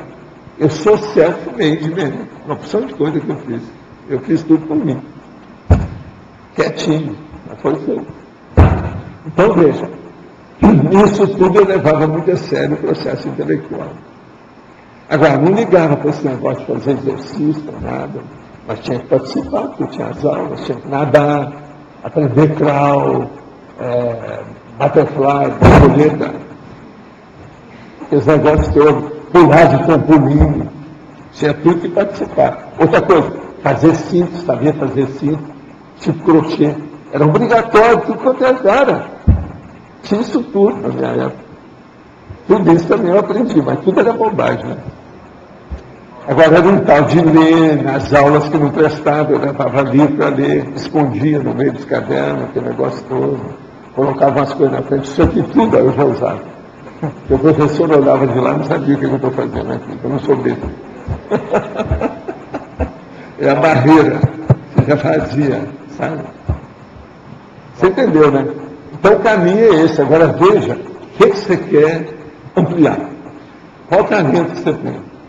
Meu talento eu vi muito cedo. Falei assim, não, eu sou bom para estudar. Minha mãe já falava isso, eu saí bem no curso primário. Então, né, o meu negócio é ir por aqui. Acabou. Esse é o meu dinheiro, o meu tesouro, a minha fortuna. E não quero saber. Agora, o que é engraçado é que hoje eles falam muito, né? O maior dinheiro, o potencial econômico financeiro que uma pessoa tem é inteligência, cara. Eu vi isso acontecer. Agora, não foi eu que vi, né? As pessoas que me falaram, professor na minha terra e tal. A dona Ordôñez, Madalena Ordôñez de Castro, era diretora do grupo escolar. Entende? A dona Odete Bruno. Várias dessas. Dona Olga Macedo, todas eram professoras, junto com a minha mãe.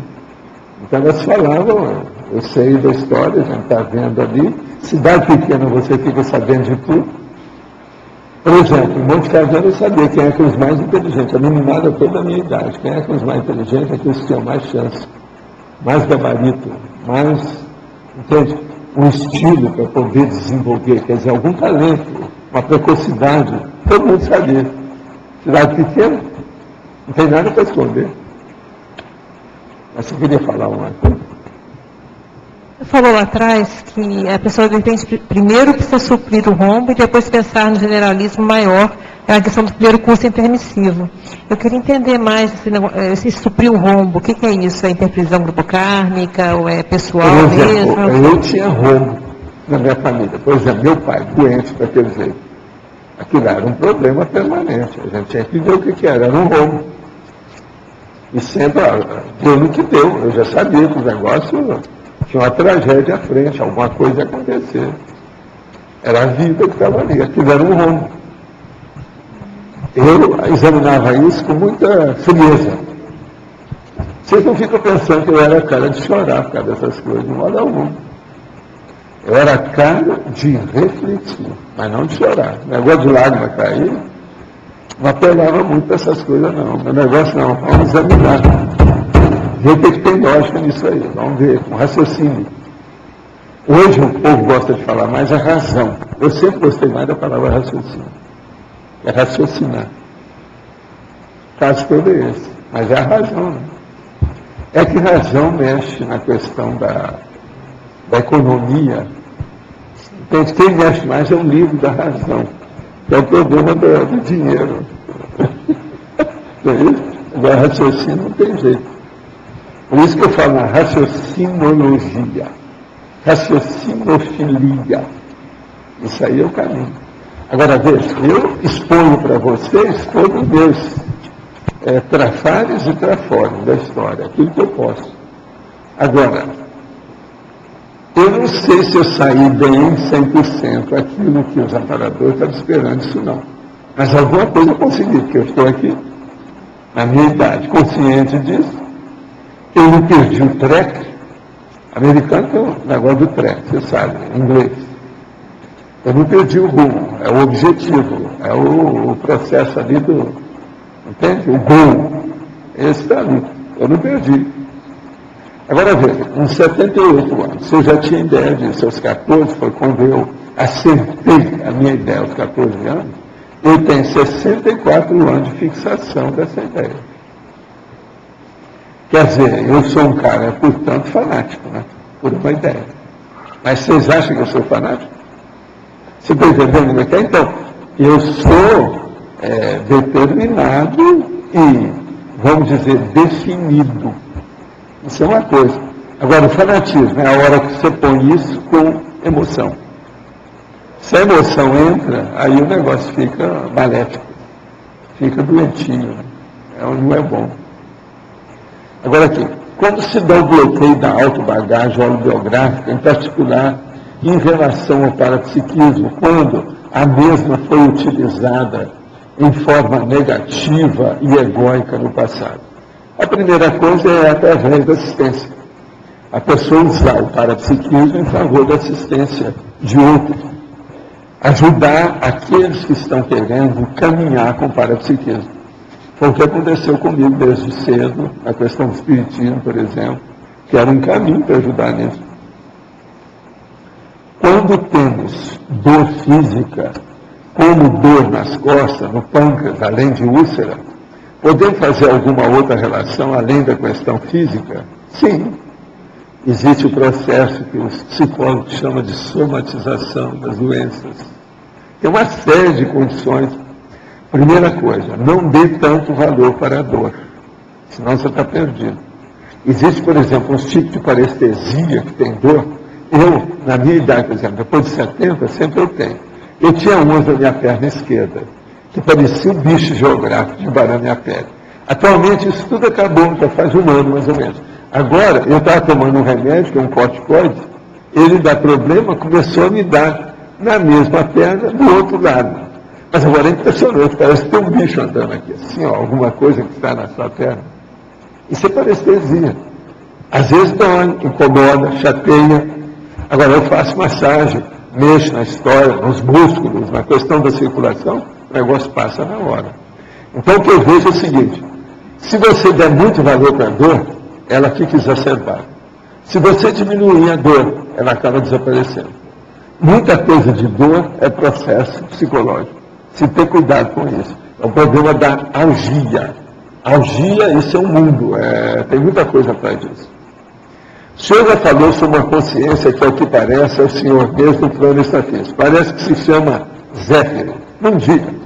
Caso o senhor responda, lidere em outra vida, o Zéfiro continuar com o perfil masculino, como é isso? Não. O Zéfiro é o nome que eu arranjei extrafisicamente, que me deram. Agora, ele já serviu para a minha vida de homem e de mulher. Tudo isso que você falou, eu já engoli isso aí. Nós já passamos por isso. Eu já estive nessa. Então, o Zéfiro, ele é hermafrodita. É homem e mulher ao mesmo tempo. Porque depende da vida o que quer que tem. Mas ele não diz respeito à vida nenhuma. Ele diz respeito a um processo extrafísico. As consciências polivalentes com aptidão a vários assuntos têm mais chance de chegar ao complexo? Depende, porque às vezes ela pode desviar mais. Então, um monte de gente tem a síndrome da dispersão consciencial, porque são polivalentes aqui. Como ter tantos talentos sem dispersar? Vergonha na cara. É a primeira coisa que eu falo, ó, vergonha na cara. Um negócio que eu falo assim, ó. Como eu tenho barba, eu já passo aqui em cima. Mas, ó, onde está a pele, que é melhor. Eu estou passando em cima aqui da situação. Ó, veja bem, vergonha na cara. É essa que precisa. É onde tem as bochechas da pessoa que fica roxa. É vergonha na cara.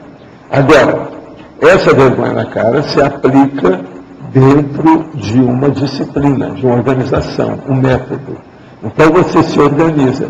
A primeira coisa, você vai arranjar hábitos sadios através de rotinas úteis. Rotina é uma coisa boa. Todo mundo quer meter o pau em rotina. A rotina, às vezes, é uma bênção. Você precisa dela. Ninguém vive sem rotina. Então, começa a ver a rotina. Estude a rotinologia, como eu chamo. A rotina é muito séria. Então, você quer ver como é que você vai distribuir seus talentos dentro de uma rotina útil. Faça seu horário, seu programa, faz o seu calendário, faz o seu diário, enfim, coloque isso no laptop e põe tudo. Hoje é terça-feira. Na terça-feira, o que você faz? Amanhã é quarta-feira, o que você faz? Coloque isso tudo que a sua dispersão vai acabar. Só aproveitar, a gente lá no serviço de apoio, uma das atividades, para quem quiser, é justamente ajudar a fazer isso. A gente ajuda a pessoa a estabelecer a rotina dela, a organização da semana, com as atividades que são fixas. Então, quem tiver interesse... Onde vai ter esse curso? Não, é gratuito, é atendimento personalizado. Isso. Tá? Você está vendo aí, companheiro? É gratuito. Veja bem. Tá? Ocorre toda semana. Ó, quem está falando é o Laine Locha. Ele não entende esse negócio de gratuidade. Ele deixou assim. Quer dizer, isso é o nosso. Vale a pena. Sim. No seu processo de autobagagem holobiográfica, o que você acha que embasou mais o seu autodiscernimento? Foi a intelectualidade que você estava comentando ou alguma outra? Parapsiquismo. Parapsiquismo. Agora, a intelectualidade aplicada no parapsiquismo é que me deu essa chance. A junção, né? Outra coisa, o problema mais sério é aquilo que o povo fala, não sofrer. Eu não sofri com essas coisas. Então eu comecei a diminuir a anticonflitividade. Aquilo foi diminuindo. chegou num ponto que você tira com o pé nas costas e dileta os problemas de conflito grande. Tudo você vai diminuindo. Uma outra coisa, você não pode perder o bom humor nessa história. Eu vi isso muito cedo. Quem é que não tem bom humor? É a intelectualidade, não é o psicossoma. Que não tem, é o único jeito, não tem saída. Você tem que ponderar muito, ter lógica naquilo, que você tem bom humor, porque senão você fica bobo alegre, bobo da corte, idiota. O nome que eles gostam é idiota, debilóide, imbecil. Esses são nomes que eles gostam, que é tudo a oligofrenia, né? A gente tem que evitar a imbecilidade, não é isso? É uma coisa braba. Tem uma palavra muito feia que eu raramente uso, mas também aqui dentro disso. Boçalidade. Essa boçalidade não é a bossa nova, não, veja bem. É a boçalidade, o cara é boçal. É dos piores que tem. Ele é diretamente da Beócia, nasceu na Beócia, por isso que ele é boçal. Para a gente ter um parâmetro, no início da tertúlia falou da Hipácia. Ela tinha uma bagagem bibliográfica boa e grande naquela época. Hoje, como é que ela, você tem noção de como que ela está? Ela foi homem antes, né? Porque senão não teria aquela personalidade daquele jeito, não dava, né?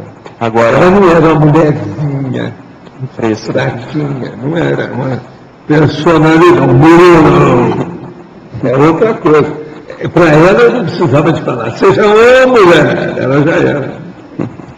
Agora ela está em que nível evolutivo você tem? Não sei, não. Deve estar por aí, né? Ele deve estar por aí. Está na cara. Está na cara.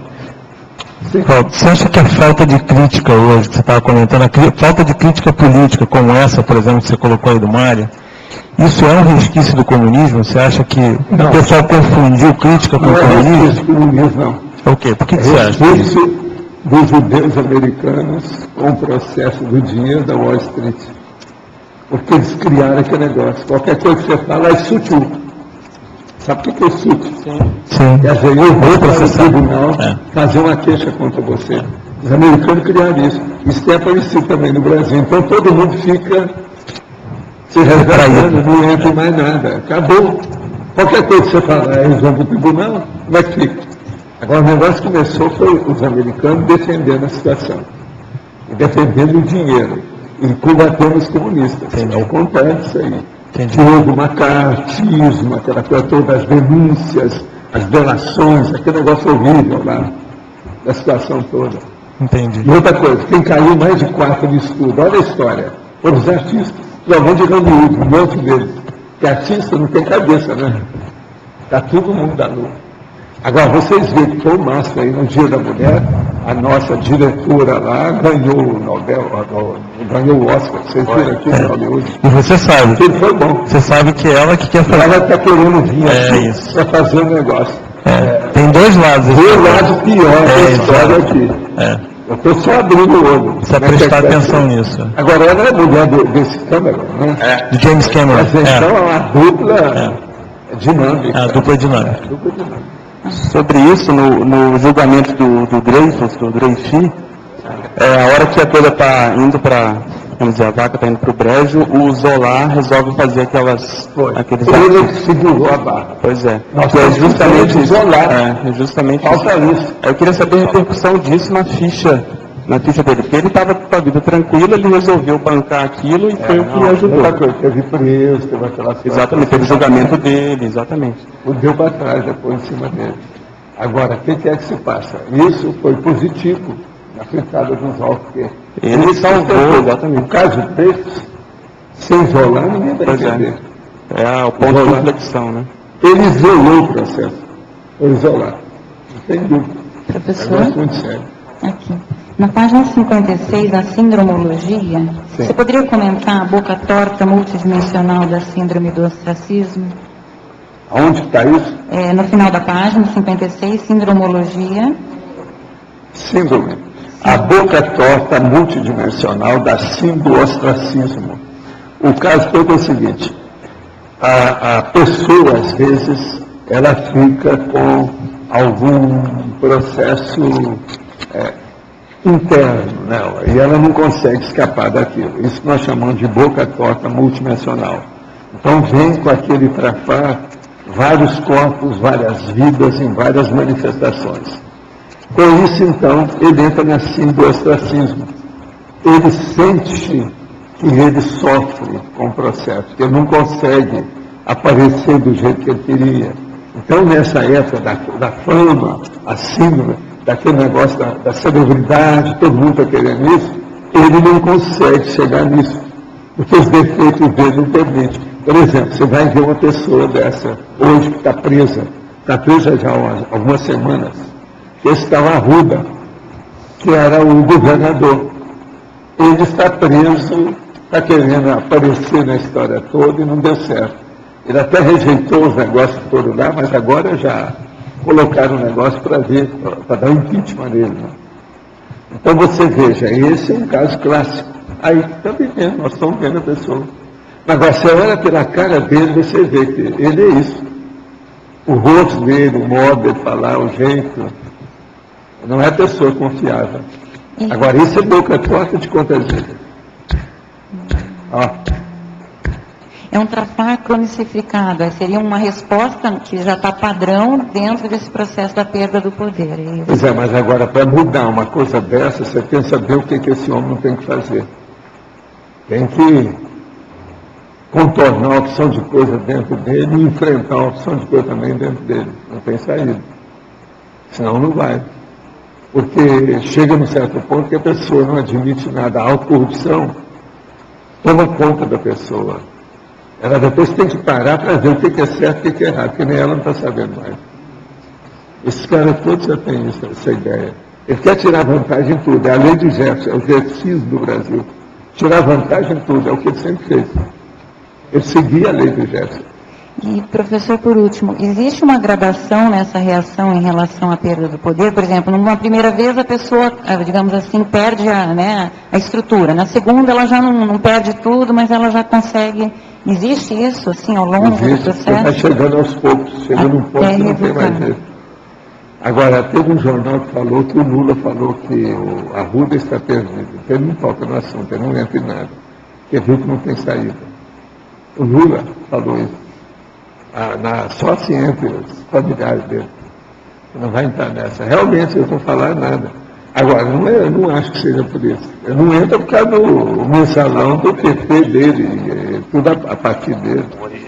Original. Esse aí tudo foi só um filhote, né? É uma satélite. São satélites de Brasília.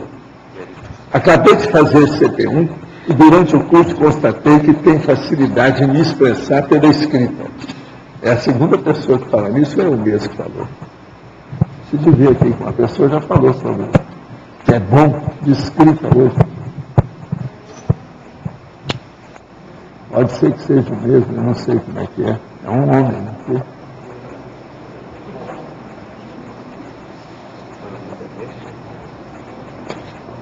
Não, é outra pessoa. Engraçado que os nomes se parecem. Engraçado. Parece. Tudo começa com um jeito. Mas acabei de fazer esse CP1 e durante o curso constatei que tem facilidade em expressar pelo escrito. Entretanto, tenho dificuldade em escolher um assunto para começar uma pesquisa para posteriormente escrever um artigo ou livro. O senhor poderia me dar uma dica ou indicar uma técnica sobre como proceder para escolher um tema? Sim, eu te dou na hora. Escreva sobre dubiedade. Você já está sentindo o processo na pele. Você vai ter. Dubiedade é o processo da ambiguidade, da hesitação. É o problema da pessoa indefinida ainda. Estuda isso, que você vai longe com o processo. E outra coisa, procura na internet tudo que diz respeito a ambíguo, a dúbio. E outra coisa, estuda impasse, dilema, hesitação, vacilo. Do ponto de vista popular, o termo mais usado na favela é vacilo. Você é do vacilo ainda, porque você está começando, está engatinhando. Então é bom, aí é um assunto bom para a gente estudar. E começa dia 27 de março agora, formação de autores. O primeiro módulo é sobre o posicionamento do autor, que é a definição do tema, justamente. Mas Ele está perguntando. de escrita está na hora. Hoje são duas pessoas, 2 homens que falaram que são bons de escrita. O curso começa agora, dia 27 de março.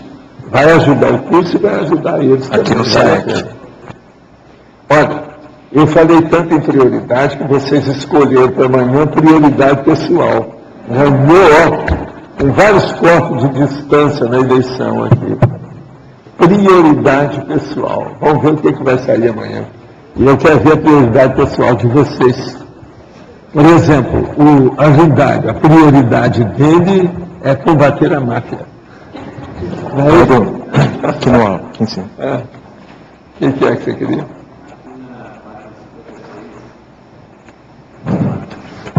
Interaciologia, na segunda interação Proex individual, Max Proex grupal. Qual que é o grande ponto de conexão entre esses 2 níveis da Proex da pessoa? Eu penso que é a hora que a pessoa caminha, que ela vê que a Proex dela não é só dela, que ela precisa de outros para colocar ali e fazer aquilo que eu chamo de frente ampla, fazer um bloco, juntar, fazer um conjunto. Essa hora é preciso de muita maturidade consciencial para a pessoa ver isso. Que ela vai ter que fazer mais concessão. Que ela sabe que não vai conseguir fazer aquilo sozinha. Eu fiz a opção de concessões. Agora a maior minha foi esperar 2 gerações. Essa concessão não foi fácil. Você está com tudo ali, o cavalo está quente, para começar a corrida, mas não dá a largada. Não tem jeito, você está bufando. Eu esperei 2 gerações, com karma. Esse é que é o grupo karma, que eu falo. Mas com muita calma. No seu caso, isso aí fica bem claro, né? Do seu processo que antes estava mais isolado. Agora, ficou claro porque os amparadores me ajudaram a colocar tudo claro, que a maioria está tudo no escuro. Sim. Ninguém está querendo ver nada. Eu procurei ver. Agora, o que você vê hoje? Qual que seria essa concessão desse ponto de conexão nosso dentro da CCCI, que já tem essa estrutura toda? Eu penso que é acertar o algodão no meio dos cristais. As pessoas se sentirem bem umas com as outras. Ainda tem muita briga em matéria de poder aqui. Por isso nós estamos estudando agora politicologia, democracia pura, Conselho dos 500. Esse aí é um ponto nevrálgico, sério, que a gente tem que estudar, não tem saída. Valdo, muito sério. Aqui no ar, aqui em cima. Sim. Aqui. Valdo, por que é difícil para esses intelectuais e políticos, até que a Mabel comentou ali, da Revolução Francesa, e políticos e intelectuais do século XX, de fazer o ponto de viragem para a Recim? Por que se comenta? Eu já vi você comentar que é mais difícil. O sério é a caterva. É o quê? Caterva. Sabe o que é caterva? Caterva, não. Etcaterva. Quer dizer, é a quadrilha. Eles estão participando ainda de uma quadrilha que eles desarmaram. Agora, não dá para dispensar aquele povo, que foi eles que criaram. Então, até sair disso, é um senhor problema. E qual que é o eles estão criando uma quadrilha, mas é uma quadrilha para dançar quadrilha. É diferente. É dançar quadrilha evolutiva para a cosmoética. Então vamos. Cosmoética, evolução, assistência, parapsiquismo, está entendendo? O sorriso.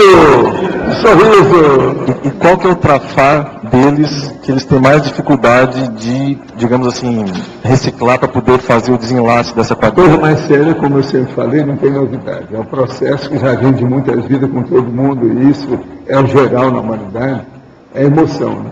Emoção. É a pessoa que tem alguma picuinha. Uma das coisas que mais o povo sofre aqui é na base do cotovelão, mano. É o processo mais sério que tem. Que é a suscetibilidade, é o milindre, coisas assim que precisam de ser superadas, as pessoas ainda têm. E outra coisa, não fica pensando que é só mulher, não. Tem homem aí também desse jeito. Então essas coisas são normais. Dentro do nosso nível, até que não é uma grande coisa. Olha, o tanto de gente que nós temos aqui devia ter mais conflito. Bom, além do Rousseau, você teria outros exemplos de políticos, cientistas, personalidades com intelectualidade avançada? Eu já vi uma opção, mas a gente não vai falar, porque eles estão bem, estão procurando ser encaminhados, uma opção de coisa, deixa para lá. O Rousseau, eu falo que ele mesmo apareceu, fez as traquinas dele, os negócios todos, a gente tinha que falar. É igualzinho esse cara lá, o governador, esse Arruda, a gente tem que falar, ele é personalidade pública, está preso, é o primeiro governador que é preso, isso vai ficar na história. Quer dizer, entrou no Gerciso, fica na história. Ele entrou no Gerciso, ficou na história. Agora, Valdo, tem digamos assim, uma imaturidade em relação ao poder, né? Quer dizer, é tudo isso que você falou, questão da emoção, que tu política é poder. Mas tem uma... Todo político quer manter uma o relação poder. imatura. Essa que é a política maior. Isso também é um erro. Nem sempre é o ideal. Mas eles não têm noção disso, porque se acabou o poder político, o prestígio da pessoa, ela não tem mais mando social de modo algum, o processo sociológico cai na vida dela. Então eles sofrem com isso. Cai no ostracismo. Fica figura apagada. Jornal de ontem, como eles chamam. Então é um problema isso aí. Agora, poder é uma coisa que nós temos que pensar. Por isso que é importante o estudo da política para nós. Entende? O problema do poder. Nós não podemos mais apelar para o processo maternal da TACOM. Nós temos que apelar agora para o processo fraternal da TARES. Então, o problema de esclarecer é antipático, é mais difícil, exige mais. E é esse que é o caminho que nós estamos fazendo. Chico Xavier apelou só para a política da TACOM. O processo era todo maternal. Ele era uma mãe, criou um mito. Nós estamos combatendo os mitos, não estamos criando mito. Ele errou, ele criou mais um mito. Ele esclareceu nada disso. E fazia questão, tudo dele para nós. Eu mesmo ajudei a ele, que ele pediu para fazer. Mas é um erro. Nós temos que acabar com a mitologia. E não exaltar, aumentar cada vez mais o mito. Então a gurulatria tem que ser combatida, a mitologia tem que ser combatida, a superstição tem que ser combatida, a desviologia, aquilo que nós estamos chamando aí, a turma já pegou o nome, que já estão colocando já nas perguntas. Desviex, que é a desviologia. Quer dizer, a desviex é o desvio extrafísico do processo mais sério que tem. Que é o cara lá do Rousseau, por exemplo, foi isso. É o desviex.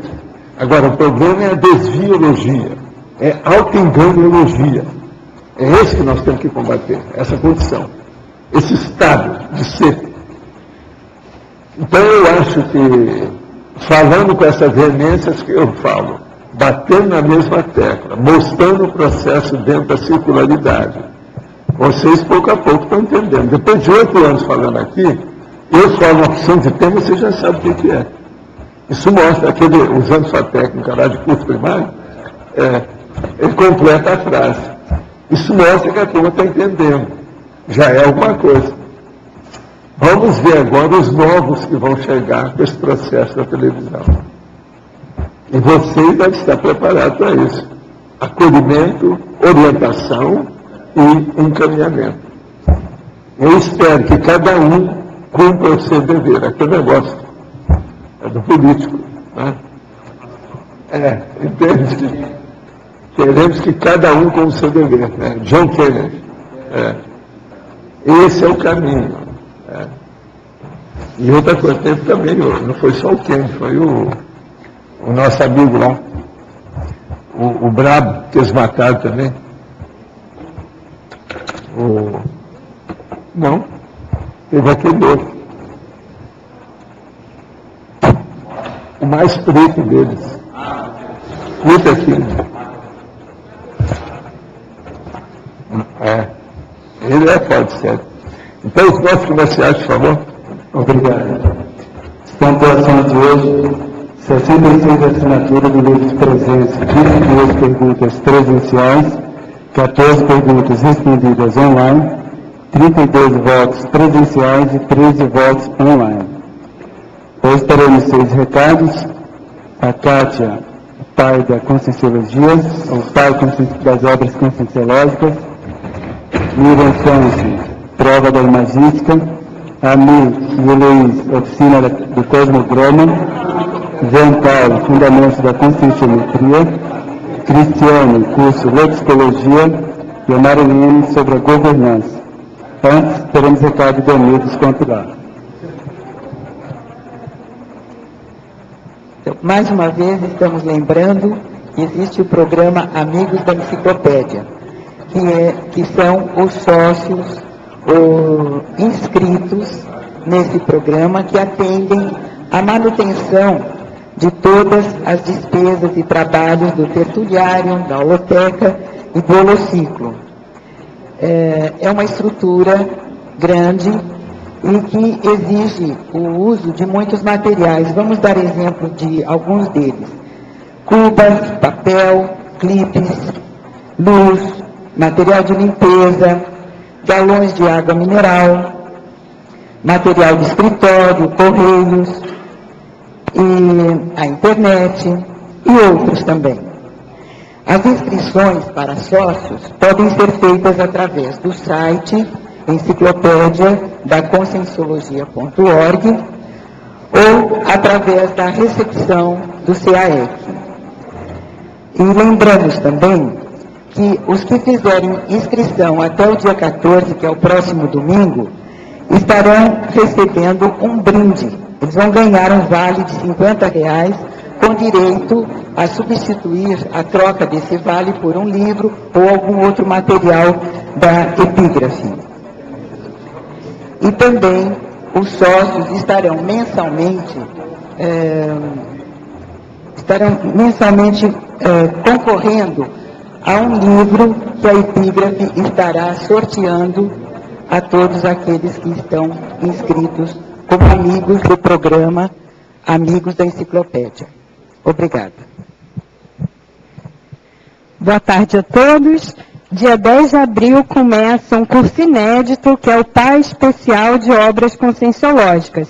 Ao longo de 6 meses vão ser analisadas, discutidas, heterocriticadas 10 obras diferentes da Conscienciologia, e vocês vão poder debater o conteúdo dessas obras com os próprios autores. Então é uma diversidade bem grande de temas, e é interessante para quem também está chegando, verificar como que é se abordar qualquer tema a partir da ótica da Conscienciologia. Pessoas acima de 60 anos e abaixo de 18 anos têm 50% de desconto no custo, que é de R$ 330, e pode ser parcelado em até 6 vezes. Mais informações é só entrar em contato com a recepção do CAEC. Obrigada. Olá a todos. Nós queríamos falar do final de semana da qualificação pensênica. Aproveitando que o professor Valdo chamou a atenção que para caminharmos ao serenismo nós temos que ser especialistas em tudologia, queria chamar a atenção do curso Criatividade e Quadrinologia na semana da Páscoa, dia 4 de abril, das 8 às 10 horas e das 15 às 17 horas, curso com o professor Valdo, do qual ele vai falar sobre a experiência dele como colecionador, pesquisador e produtor de gibis. O acervo da holoteca será utilizado como material didático. Então, dia 4 de abril. No sábado, dia 3, terá a prova da imagística no sábado de manhã e no sábado à tarde, curso de gibi com Pedro Marcelino. Até dia 15 de março, o final de semana está custando R$ 240 ou em até 3 parcelas de R$ 90. Na Páscoa, em abril, aqui no CAEC. Obrigada. Boa tarde a todos. Nós estamos aqui para convidar os presentes, os teletertulianos, a participarem da oficina do Cosmograma, que a equipe do Cosmograma vai estar oferecendo no dia 2 de abril. 2 de abril é feriado, gente, é sexta-feira, né, anterior à Páscoa. Então, para aquelas pessoas que vieram para a prova da imagística e que vão fazer esse curso que a Miriam acabou de falar, que o professor Valdo vai dar, da quadrinologia, é uma oportunidade muito boa de estar participando, atualizando, mesmo para aqueles que já fizeram a oficina do Cosmograma. Nesse curso, nós vamos estar dando um enfoque que é uma assessoria especial para aquelas pessoas que querem tirar o seu cosmograma da situação de arquivo morto, né? A gente tem visto alguns cosmogramas mofados por aí, etc. A gente vai dar uma assessoria para quem está com o cosmograma parado, não está usando ou não sabe como fazer os links nas suas pesquisas, né? Então, convidamos a todos que queiram dar uma reciclagem, doar o excedente para a enciclopédia. Nesse dia é o dia especial para essa atividade. E os professores vão ser o Luiz, eu, Sandra e o professor Alcir, tá? Esperamos vocês aí. Obrigado. Obrigado. Boa tarde, falo em nome da Conscius a respeito do curso Fundamentos da Conscienciometria. A gente vai começar uma turma agora no dia 6 de abril, às terças-feiras, de 7h30 às 10 da noite. Esse curso ele tem 6 meses de duração, uma aula por semana, 2 horas e meia de aula. O curso é um curso que abrange bastante o universo da consciência, falando de temperamento, de emoções, fala da escala evolutiva das consciências, fala sobre a técnica do reflexograma, fala sobre a inteligência evolutiva. Cada aula tem um assunto e a gente tenta abranger bastante para preparar a pessoa para fazer uma autoanálise conscienciométrica mais profunda. O preço é R$60 por mês. R$60. Se a pessoa já faz uma dinâmica energética no CAEC, o preço cai para R$40 mensais. Tá? São 6 meses de duração. Qualquer coisa é só falar com um voluntário da Conscius ou ir até a recepção do CAEC para fazer a inscrição. Muito obrigado. Boa tarde a todos. Vim aqui falar sobre o curso Lexicologia, que vai ocorrer daqui 3 dias.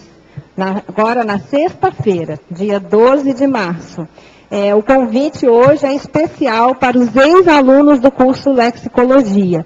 Nós temos uma condição diferenciada para quem já fez esse curso, porque os ex-alunos têm nos procurado solicitando que não tem disponibilidade para o final de semana inteiro, mas gostaria de fazer parcialmente o curso, ou somente a teoria, ou somente a parte prática do curso. Então, nós abrimos essa condição para os reciclantes, para os ex-alunos, e existe essa possibilidade, então, do ex-aluno do curso Lexicologia se inscrever somente na teoria ou na parte prática. Claro que aí vai ter um grande desconto, e essas condições especiais de valores, né, e do cronograma do curso estão disponíveis na recepção do CAEC. Tá? Maiores informações é só procurar lá. O telefone é 3525-2652. Obrigada. Boa tarde. A Unicim convida a todos para a próxima etapa da governança conscienciocêntrica nesse final de semana. Nesse final de semana vai ter uma palestra especial, gratuita, com o professor Gustavo Vieira, cujo tema será Constituição, União Europeia e Estado Mundial, as contribuições para a organização política da CCCI. Essa palestra vai acontecer no Discernimento, dia 13 de março, sábado, das 16 às 18 horas.